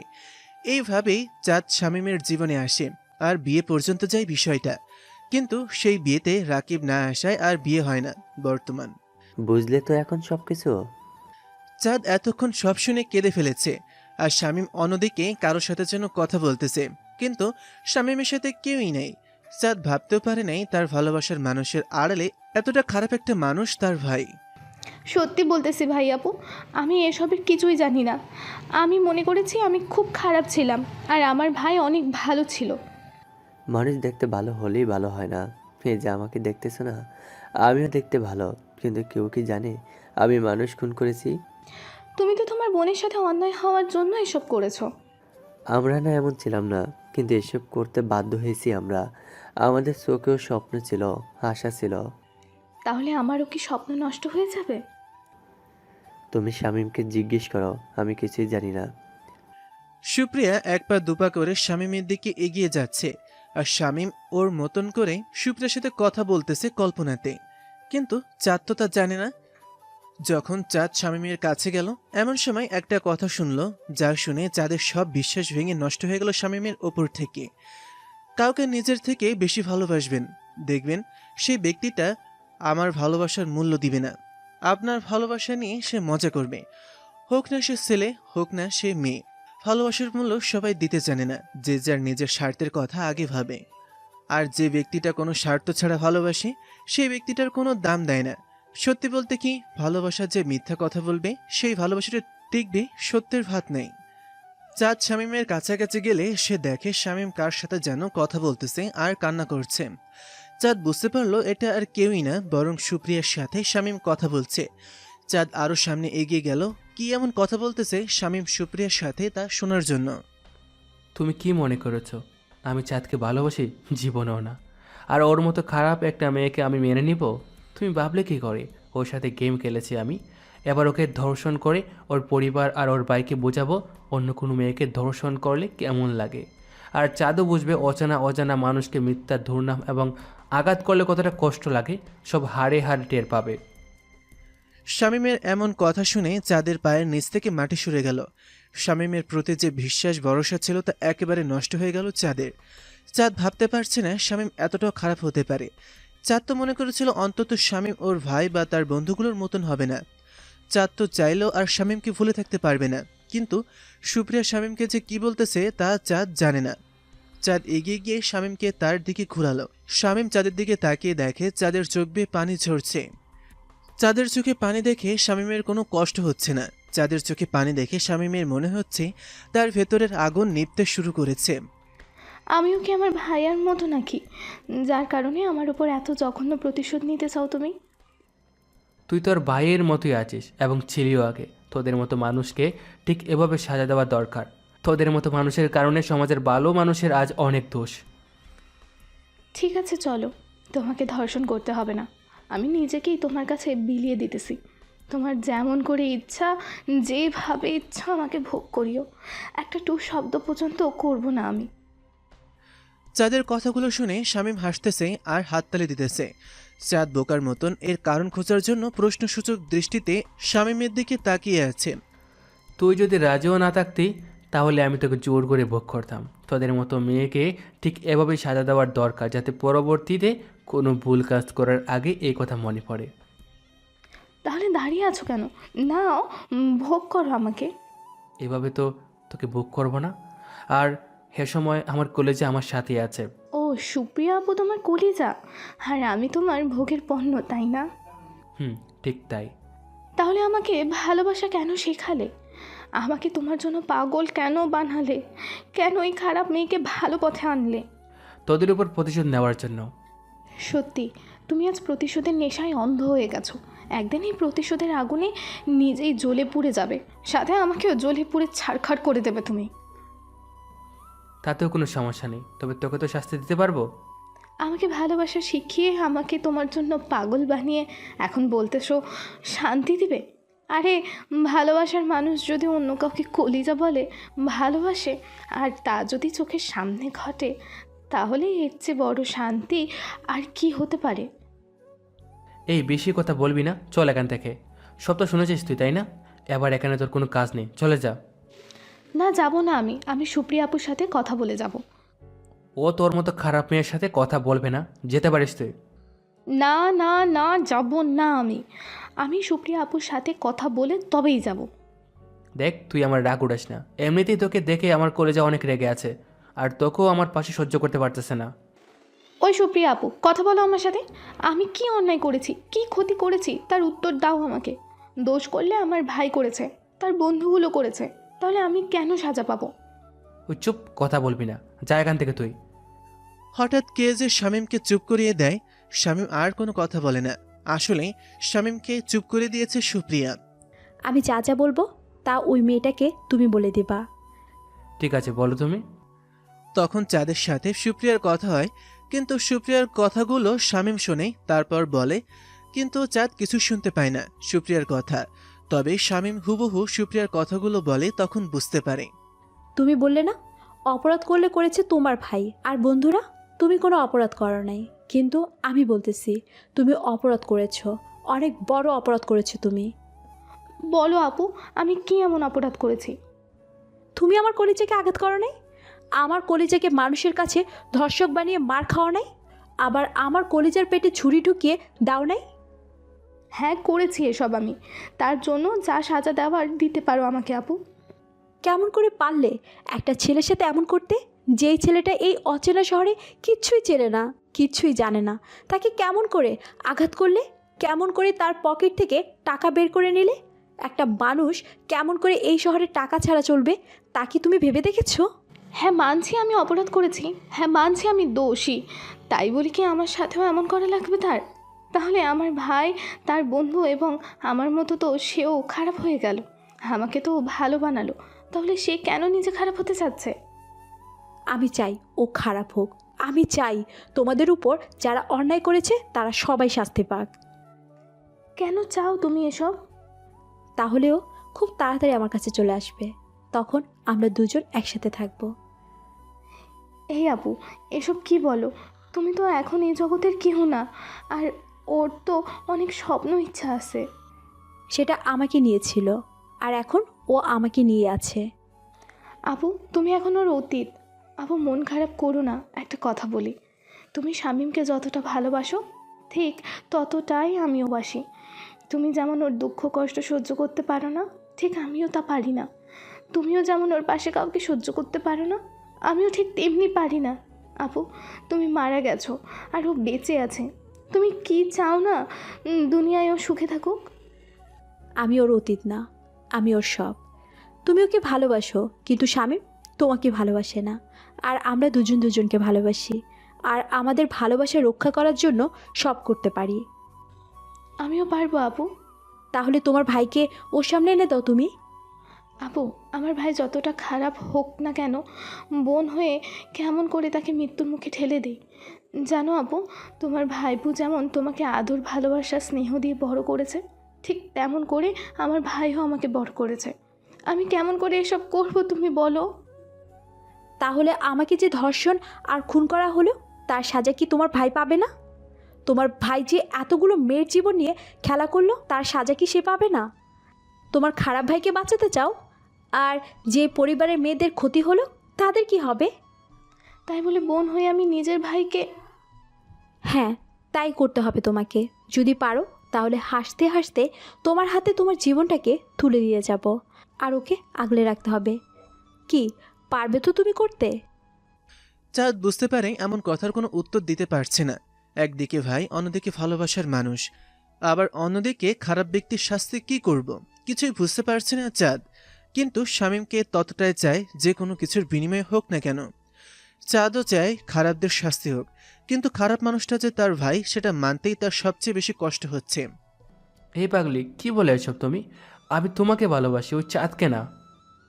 আমাকে ভালোবাসো তা যেমন সত্যি, চাঁদও তোমাকে ভালোবাসে সেটাও সত্যি। এর চেয়ে বড় সত্যি হচ্ছে আমি তো লাশ, তোমার কল্পনা মাত্র আমি। তোমার নিজের তো একটা স্বপ্ন আছে। তাছাড়া তোমার উপর নির্ভর করে আমার আব্বা মা, তোমার আব্বা মা, আমার ভাই আপু সবাই বেঁচে আছে। ওদের সবাইকে যে তোমাকেই দেখতে হবে। আর চাঁদ যে তোমাকে সত্যি অনেক ভালোবাসে, আর তার প্রমাণ চাঁদ এই কয়েকদিনে দিয়ে দিয়েছে। দেখো না, ঠিক আমার মতো করে চাঁদও তোমাকে পাগলের মতো ভালোবাসে। চাঁদের মাঝে না হয় আমাকে খুঁজে নিও তুমি। না, পারবো না। আমি শুধু জানি মানুষ একবার জন্মে একবার মরে, মানুষের মন একটা, আর মানুষ একজনকে ভালোবাসে। এই পাগল, আমাকে মনে করে না হয় তোমার এই মনে এই চাঁদকে জায়গা দিও তুমি। দেখবে চাঁদ তোমাকে অনেক সুখে রাখবে। আর তোমাকে যে বাঁচতে হবে সবার জন্য। যে মেয়ে অন্য কারোর সাথে কথা বলা সহ্য করতো না, আর আজ সেই মেয়ে কিনা আমাকে অন্য কারোর হাতে তুলে দিতে চায়। সবাই নিজের স্বার্থের কথা ভেবে যাচ্ছে, কিন্তু একটা বড় আমার কথা কেউ ভাবে না। পুরো জায়গাটা কিছুক্ষণের জন্য নিস্তব্ধতায় ভরে গেল। ওদের কারো মুখে কোনো কথা নেই। চাঁদ আর শামীমের চোখে পানি, কিন্তু সুপ্রিয়া চাইলেও কাঁদতে পারছে না। চাঁদ শামীমকে পেতে কান্না করছে, শামীম সুপ্রিয়াকে কেন পাবে না বলে কাঁদছে। আর সুপ্রিয়া চায় চাঁদ শামীমের সাথে থাকুক আর শামীমের খেয়াল রাখুক। আপু, আমি রাজি আছি। আমার ভাইকে তোমার জীবনের হাতে তুলে দেব, আর তার করা অন্যায় শাস্তি তোমার জীবন নিজ হাতে দিবে। অনেক খুশি হলাম আমি। কিন্তু আপু... কোনো কিন্তু না, আমার জীবনকে তোমার হাতে তুলে দিলাম। ওর দিকে খেয়াল রাখিও, ওর যত্ন নিও। ও একটুতেই ভেঙে পড়ে, ওর আবেগটা বেশি, কিন্তু মনটা অনেক ভালো। আমার ভাইয়াপুকে দেখে রেখো। তুমি আমার আব্বা মাকে নিজের আব্বা মা মনে করবে। আমার কলিজাটাকে কখনো কষ্ট দিও না। আমার কলিজাটাকে আমার আবার বুঝতে দিবে না কখনো তুমি। আমার কলিজার চোখ থেকে যেন জল না বের হয়। আমার জীবনের সব দায়িত্ব তোমার হাতে দিলাম আমি। আমি সব রকম চেষ্টা করব আপু, তুমি শুধু দোয়া করো। আমি তোমার ভালোবাসার ভাগ নেব না আপু, তোমার ভালোবাসা তোমারই থাকবে। আমি শুধু তুমি হয়ে তোমার জীবনের পাশে থাকতে চাই আপু। অনেক খুশি হলাম। এতদিন খুব চিন্তায় ছিলাম আমি, না জানি ওর কি হয়। প্রতিশোধ নেওয়া হলে তো আমি আর থাকবো না ওর পাশে। আর ভাইয়াপু তো ওকে সামলাতে পারতো না, তোমার হাতে তুলে দিতে পেরে আজ নিজেকে হালকা লাগছে খুব। এখনও আমি ওর কাছে যাইনি কলিজা। যতক্ষণ পর্যন্ত ওর ভাইয়ের খবর বা ওর ভাইকে আমার হাতে তুলে দিবে না, ততক্ষণ পর্যন্ত আমি তার কেউ না। তুমি চিন্তা করো না, আমি যে করে হোক না কেন তোমাকে আমার ভাইয়ার খবর দেব। সে কোথায় আছে, কি করতেছে, সব কিছু। তাহলে এখানে না থেকে চলে যেতে পারো, আর খোঁজ নিয়ে আমাকে জানাও দ্রুত। আপু ভালো থেকো, আমি গেলাম। আর মনে রেখো আপু, তোমার দায়িত্ব আমার হাতে দিচ্ছ। এখন থেকে তোমার ভালো মন্দ সব দিক খেয়াল রাখবো আমি। চাঁদ আবারও তার গাড়িতে করে চলে গেল। চাঁদ চলে যাওয়ার পর শামীম রাহির কাছে এগিয়ে গেল। রাহি এতক্ষণ চাঁদকে তাদের করুণ কাহিনী শোনাতে গিয়ে অনেকটা ভেঙে পড়েছে আর কান্না করছে। শামীম গিয়ে রাহির পাশে বসলো, আর সুপ্রিয়া শামীমের পাশে বসলো। রাহি সুপ্রিয়াকে দেখতে পায় না, কিন্তু সুপ্রিয়া যা বলে তা শামীম রাহিকে বলে দেয়। এই, তুই এভাবে কান্না করতেছিস কেন? আর বা কি করতে পারি আমি? আমার বোনটার কথা যে খুব মনে পড়তেছে আমার। ঠিক এভাবে আমাদের পাশে বসে থাকতো আমার আদরের বোনটা। তাকে কতবার যে রাগিয়েছি তার কোনো শেষ নেই। ওই, কে বলেছে তোর বোন পাশে নেই? এই তো আমার পাশে আছে ও। যা, ওর সাথে কথা বলে মনটা হালকা করে নে। তখন শামীম সুপ্রিয়ার বলা কথাগুলো রাহিকে বলতেছে, আর সুপ্রিয়া তো তা ভাইয়ের কথা শুনতে পারতেছে। এই ভাইয়াপু, তুই এত মেয়েদের মতো কাঁদছিস কেন রে? হ্যাঁ, আমার কথা মনে পড়লে তুই আমার জীবনটার কাছে আসবি, কারণ ওর পুরো শরীরে আমার গন্ধ আছে। ওর কাছে থাকলে মনে করবি আমি তোর সাথে সাথে আছি ভাইয়াপু। বোন, তুই জানিস না তোর জন্য ভিতরটা কতটা ফেটে যায় আমার। দেখ ভাইয়াপু, মানুষ সারা জীবন বেঁচে থাকে না, সুতরাং আমি যখন দুনিয়ার কেউই না, সেহেতু তোকেও আমাকে ভুলতে হবে। চাইলে কি ভুলে থাকা সম্ভব? আর তুই তো নিজের ইচ্ছাতে মরিস নাই, তোকে মেরে ফেলা হয়েছিল। তাহলে আমার মৃত্যুর প্রতিশোধ নে না তুই ভাইয়াপু। হ্যাঁ, নিব। আমি এই হাত দিয়ে যখন তোর কবরে মাটি দিতে পেরেছি, ঠিক এই হাত দিয়ে ওই কুত্তার বাচ্চাকে মারতেও পারবো আমি। শুধু মারলে হবে না, সেই সাথে আমার জীবনটাকেও রক্ষা করতে হবে তোর। হ্যাঁ বোন, করবো আমি। তোর খুশির জন্য সব করব আমি। তোর জীবনকে আমি রক্ষা করব, ওর সব দায়িত্ব আমি নেব। যাই হোক, খুশি হলাম আমি। এসব কথা এখন রাখ তোরা। আমার চাঁদের প্রতি বিশ্বাস হচ্ছে না, তাই যা করার আমাদের করতে হবে। আর রাহি, তোরও এখানে থাকা ঠিক হবে না, তুই বরং চলে যা। আর আমিও একটু বাবার কাছে যাই, দেখি কিছু করতে পারলো কি না। রাহি উঠে শামীমকে জড়িয়ে ধরে কিছুক্ষণ থাকার পর চলে গেল। আর শামীম আরো কিছুক্ষণ পর গাড়ি নিয়ে যেই না স্থান ত্যাগ করলো, এখন মাথায় শুধু রাকিব আর রাকিব। যে করে হোক রাকিবের খোঁজ পেতেই হবে।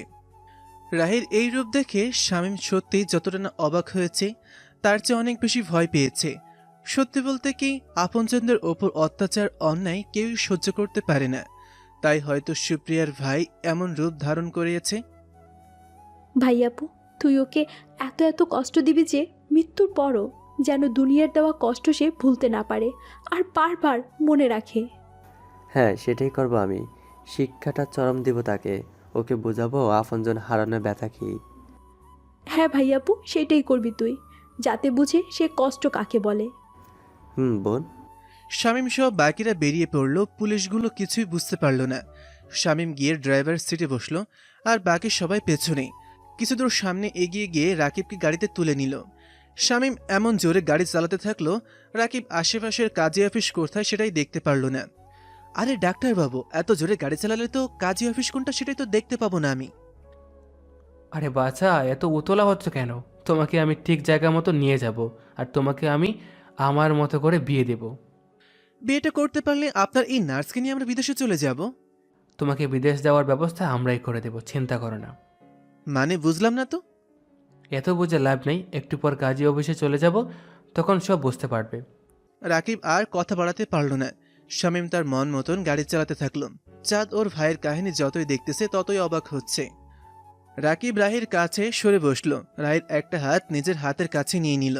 রাহির হাতের আঙুলের ভেতর দিয়ে নিজের হাতের আঙুল ঢুকিয়ে ধরে বসে আছে রাকিব। শামীম লুকিং গ্লাসে বারবার দেখতেছে রাকিবের কাহিনী, আর মনে মনে বলতেছে, আর কিছুক্ষণ পর বুঝতে পারবি মৃত্যু যন্ত্রণা কাকে বলে। গাড়ি একেবারে ইব্রাহিম খলিলের গেস্ট হাউসে নিয়ে আসলো। এই ডাক্তারবাবু, আপনি আমাকে এখানে কেন নিয়ে আসলেন? বাছা, বিয়ে এখানে হবে, তোমার আর বাসরও এখানেই হবে। তোমাকে যদি রাস্তার মাঝে ছাড়ি আর শামীম যদি জানতে পারে তখন কি হবে? বাহ ডাক্তারবাবু, আপনার মাথা থেকে অনেক বুদ্ধি। তা কাজে কি এখন আসবে নাকি পরে আসবে? কাজীকে ফোন দিয়েছি, একটু পর আসতেছে, ততক্ষণে ভিতরে চলো। রাকিবকে ভুলিয়ে গেস্ট হাউসের ভেতরে নিয়ে গিয়ে একটা কাঠের চেয়ারে বসালো। রাহির মনে হয় আর তর্স হচ্ছে না, তাই অ্যাপ্রনের পকেট থেকে ছোট দাঁতা বের করে রাকিবের হাতের পরে কোপ মারে। সাথে সাথে রাকিবের কবজিটা পড়ে গেল আর রাকিব জোরে জোরে চিৎকার করতে থাকলো। রাহি এবার ডান পা দিয়ে রাকিবের বুকে লাথি দিল। রাকিব চেয়ার সহ পেছনে পড়ে গেল।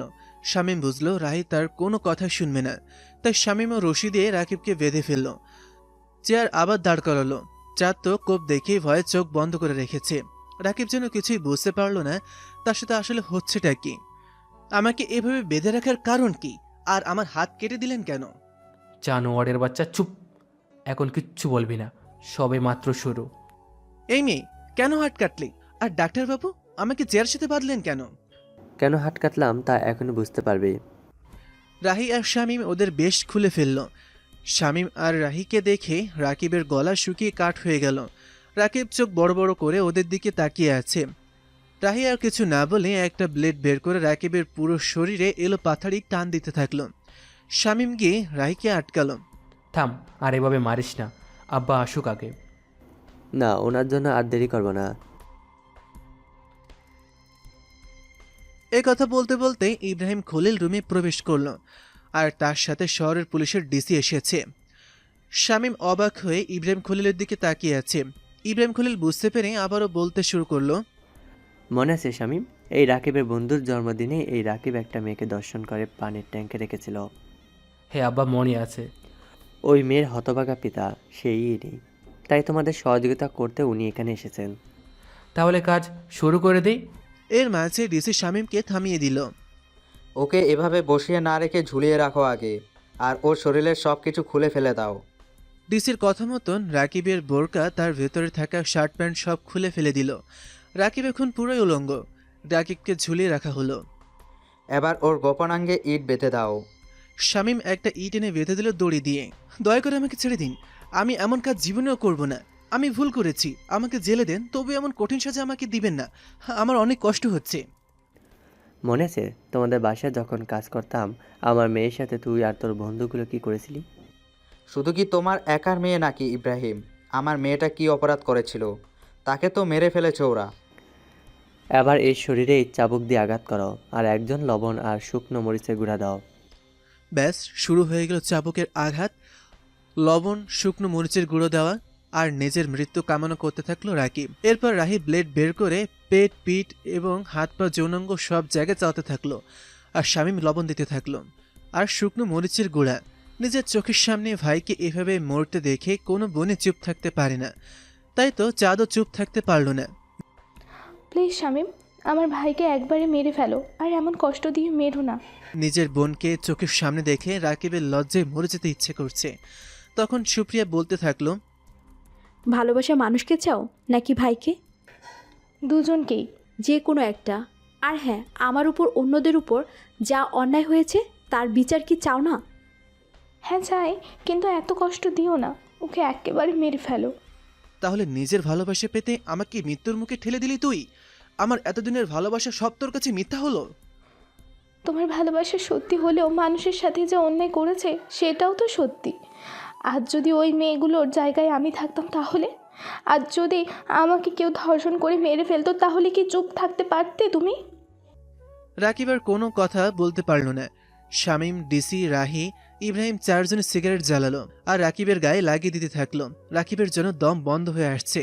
সারা রাত নানা রকম মৃত্যু যন্ত্রণা দিয়ে রাকিবকে মেরে ফেলে ডিসি লাশ নিয়ে সে ক্লিনিকের পেছনে ফেলে দিয়ে চলে আসলো আবার।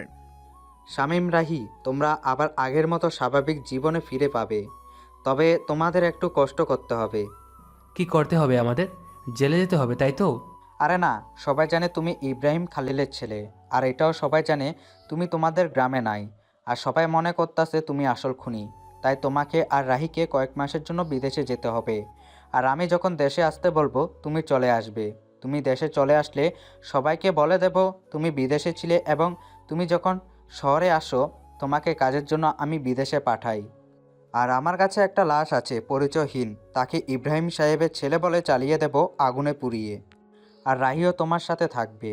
আর সবাই পরিমণকে খোঁজ করুক, কিন্তু তাকে পাবে না। আর রাহিও তোমার সাথে থাকবে। ডিসি এত যুক্তিসঙ্গত কথা শামীম আর রাহি কেঁদে ফেলল। তারা তো মনে করেছিল বাকি জীবনটা তাদের জেলের চার দেওয়ালের মাঝে, না হলে ফাঁসিতে ঝুলতে হবে। আবে বাবা কেঁদো না, আমি তোমাদের দুজনের জন্য আরও অনেক পথ খুলে রেখেছিলাম যাতে পুলিশের হাতে ধরা না পড়ো। এমনকি প্লাস্টিক সার্জারি করার কোথাও ভেবেছিলাম, বুঝলে? আব্বা কি বলে যে? বাপকে কেউ ধন্যবাদ দেয়? ধন্যবাদ তো তোদেরকে দেওয়ার দরকার। আজ তোমাদের জন্য অনেক মেয়ে বেঁচে গেল এইসব জানোয়ারের হাত থেকে। আর যদি ওরা বেঁচে থাকতো তাহলে বাবা মা হারাতো মেয়েকে, ভাই হারাতো বোনকে, স্বামী হারাতো স্ত্রীকে, আর তোমার মতো সত্যিকারের প্রেমিক হারাতো মনের মানুষকে। আর তোমাদের জন্যই তো আমরা আমাদের মেয়ের খুনে বদলা নিতে পেরেছি। আমি তো মনে করেছি এই জীবনে মনে হয় আর আব্বা মাকে দেখতে পারবো না। আমি কি জন্য আছি? শুধু কয়েকটা মাস অপেক্ষা করো, আর এদিকে রাকিবের বাবাকেও গ্রেপ্তার করব। তাহলে এখানে সব কিছু ঠিকঠাক করে নাও, আমরা গেলাম। আর আজ রাতেই তোমরা দেশ ছাড়তেছ। ডিসি আর ইব্রাহিম খলিল চলে গেল। তাদের বুকের ভেতর থাকা সব যন্ত্রণা আজ যেন শেষ হলো। ওনারা চলে যাওয়ার পর সুপ্রিয়া চাঁদকে বলতে থাকলো। সুপ্রিয়ার কথাগুলো শামীম বলতেছে, মানে কল্পনা, সবাই তো জানেনি। যাই হোক চাঁদ, তোমার ভালোবাসা জিতে গেল, আমারটা হেরে গেছে। না আপু, তোমার ভালোবাসার জিত হয়েছে, তাই তো আজ আমি তোমার জন্য ওকে পেয়েছি। তুমি না বললে জীবনে ও আমাকে ভালোবাসতো না। আই চাঁদ, আমার কলিজাটাকে কষ্ট দিও না, তোমার চোখে চোখে রেখো। আমি চলে যাচ্ছি, আর কখনো আসবো না তোমাদের মাঝে। আমার কাজ শেষ। চাঁদ, ওকে সময় মতো খাওয়ার কথা বলবা, নিজ হাতে খাইয়ে দিবা, তুমি ওর হাতে খাবে। আমার বদলে তুমি ওর বুকে মাথা রেখে ঘুমিও, ওর সব কাজে সাহায্য করিও। অন্য কোনো মেয়ের ধারে কাছেও যেতে দিবে না। আমি যা যা ওর সাথে করতাম সব করবে ওর সাথে তুমি। এই কলিজা, কই যাবে তুমি আমাকে একা রেখে? দেখো না, তোমাকে ছাড়া আমি চলতে পারি না, থাকতে পারি না। প্লিজ আমাকে ছেড়ে যেও না। দূর পাগলি, আমি তো আছি, আর থাকবো তো চাঁদের মাঝে। আর চাঁদকে আপন করে নিও, দেখবে চাঁদের মাঝে আমাকে পাবে। আর হ্যাঁ, আমি যেমন বলেছিলাম, ছেলে হলে রোদ, মেয়ে হলে রাত্রি রাখবো আমাদের ছেলে মেয়ের নাম। আর তোমাকেও কিন্তু এই নামগুলো রাখতে হবে, যেই তোমার বউ হোক। আচ্ছা পাগলি, রাখবো। চাঁদ, আমার ভাইয়া বউকে কখনো বুঝতে দিও না আমি তার পাশে নেই। আমার আব্বা মাকে নিজের আব্বা মা করে নিও। আমার সব কিছুর দায়িত্ব তোমাকে দিলাম চাঁদ। আপু, তুমি ওপারে থেকে আমার জন্য দোয়া করো, আমি তোমার কথা অক্ষরে অক্ষরে পালন করব। আর আমারও দোয়া করি ওপারে তুমি ভালো থেকো। মৃত্যুর পর যদি আল্লাহ কখনো তোমার সাথে আমাদের দেখা করায়, কথা দিলাম তখন তোমার স্বামীকেই তোমার কাছে দিয়ে দেব আমি। এই ভাইয়াপু, কাঁদছিস কেন তুই? আমার জন্য দোয়া করিস, আর চাঁদকে বোন হিসেবে মেনে নিস। আমি গেলাম রে ভাইয়াপু। আর কলিজা, আমার জন্য সব সময় দোয়া করবে। আর তোমাকে সবার দায়িত্ব দিলাম, তুমি ভেঙে পড়লে সব শেষ হয়ে যাবে। আসি আমি। তারপর কি হলো নানু ভাই? তারপর আমি, রাহি, চাঁদ তিনজনই বিদেশ গেলাম। সেখানে 2.5 মাসের মতো ছিলাম। তারপর দেশে এসে শুনি তোমার নানি মায়ের বাবাকে পুলিশ ধরেছে, আর আমরাও দোষ করে নির্দোষ প্রমাণ হই আর গ্রামে চলে আসি। তারপর তোমার বড় নানিমার কথা মতো তোমার ছোট নানিমাকে বিয়ে করি, আর বাকি সব ঠিক করে রাখি। আচ্ছা দাদিমা, তুমি কি কি করেছিলে? আমি এখানে আসার প্রথমে মানিয়ে নিতে পারিনি, কিন্তু তোমার বড় দাদিমার ভাই আপু আমাকে ধীরে ধীরে সব করিয়ে দেয়, আর আমিও শিখে নিই। তোমার দাদু ভাইকে মানাতে অনেক কষ্ট হয়েছিল আমার। দাদিমা, আমি বড় দাদিমাকে দেখবো? না না ভাই, আমি বড় নানি মাকে দেখব। এই দীপ্তি, এই তিশা, চলো এবার, অনেক হয়েছে আর না, বাকি সব কালকে হবে। আর আব্বা, তুমিও না এদের সেই পুরনো কথা বলো আর নিজেকে কষ্ট দাও। কষ্ট না রে বাবা, এখন এসব বলতে আমার ভালো লাগে। আয় তোরা দুজন আমার পাশে বস, তোর মাকেও ডাক দে। ওহ সরি, আপনারা তো বুঝতেই পারেন নাই, তাই তো? আচ্ছা বলতেছি। তৃপ্তি হলো রাত্রির মেয়ে, আর তৃষা হলো রোদের মেয়ে। রাত্রি আর রোদ শামীম আর চাঁদের ছেলে মেয়ে। প্রতিদিন এই গল্পটা ওদেরকে শামীম আর চাঁদ শোনায়, আর ওরা মনোযোগ দিয়ে সব শোনে। রোদ রাত্রি ওর মাকে ধরে শামীমের পাশে বসল, আর ওদের দুপাশে রোদ রাত্রি বসলো। তৃপ্তি আর তৃষা, শামীম আর চাঁদের কোলে বসলো। এর মাঝে ঘরে রোদের বউ তামান্না চলে আসলো। সেও এসে ওদের সাথে যোগ দিল। ওই যে আকাশের সামনের দিকটা দেখছিস না, ওখানে আমার জীবন সুপ্রিয়া আছে। আর তোদের দুজনের মেয়েই কিন্তু সুপ্রিয়ার সব কিছুই পেয়েছে। চাঁদ শত চেষ্টা করেও পারে নাই, কিন্তু চেষ্টা করেছে। দাদু, ভাইয়াপুর কি হলো? ও তোমাদের দুজনের জন্মের 1 বছরের মাথায় আমাদেরকে ছেড়ে চলে যায় ওর বোনের কাছে। এর মাঝে বৃষ্টি শুরু হলে সবাই ঘরে গেল। উঠানে জলচকির ওপর চাঁদ আর শামীম বসে আছে। চাঁদ শামীমের কাঁধে মাথা রাখলো। এখনো তোমার ভালোবাসা কমলো না? তবুও তো সুপ্রিয়াপুর মতো হতে পারলাম না। দেখো না, দুজনে কত বয়স হলো, বুঝতেই পারলাম না আমরা। আজ আমাদের ছেলে মেয়ে সবাই সুখী আর কতটা ভালো আছে। ওরা সারা জীবন ভালো থাকুক, সেই দোয়া আমাদের করতেই হবে।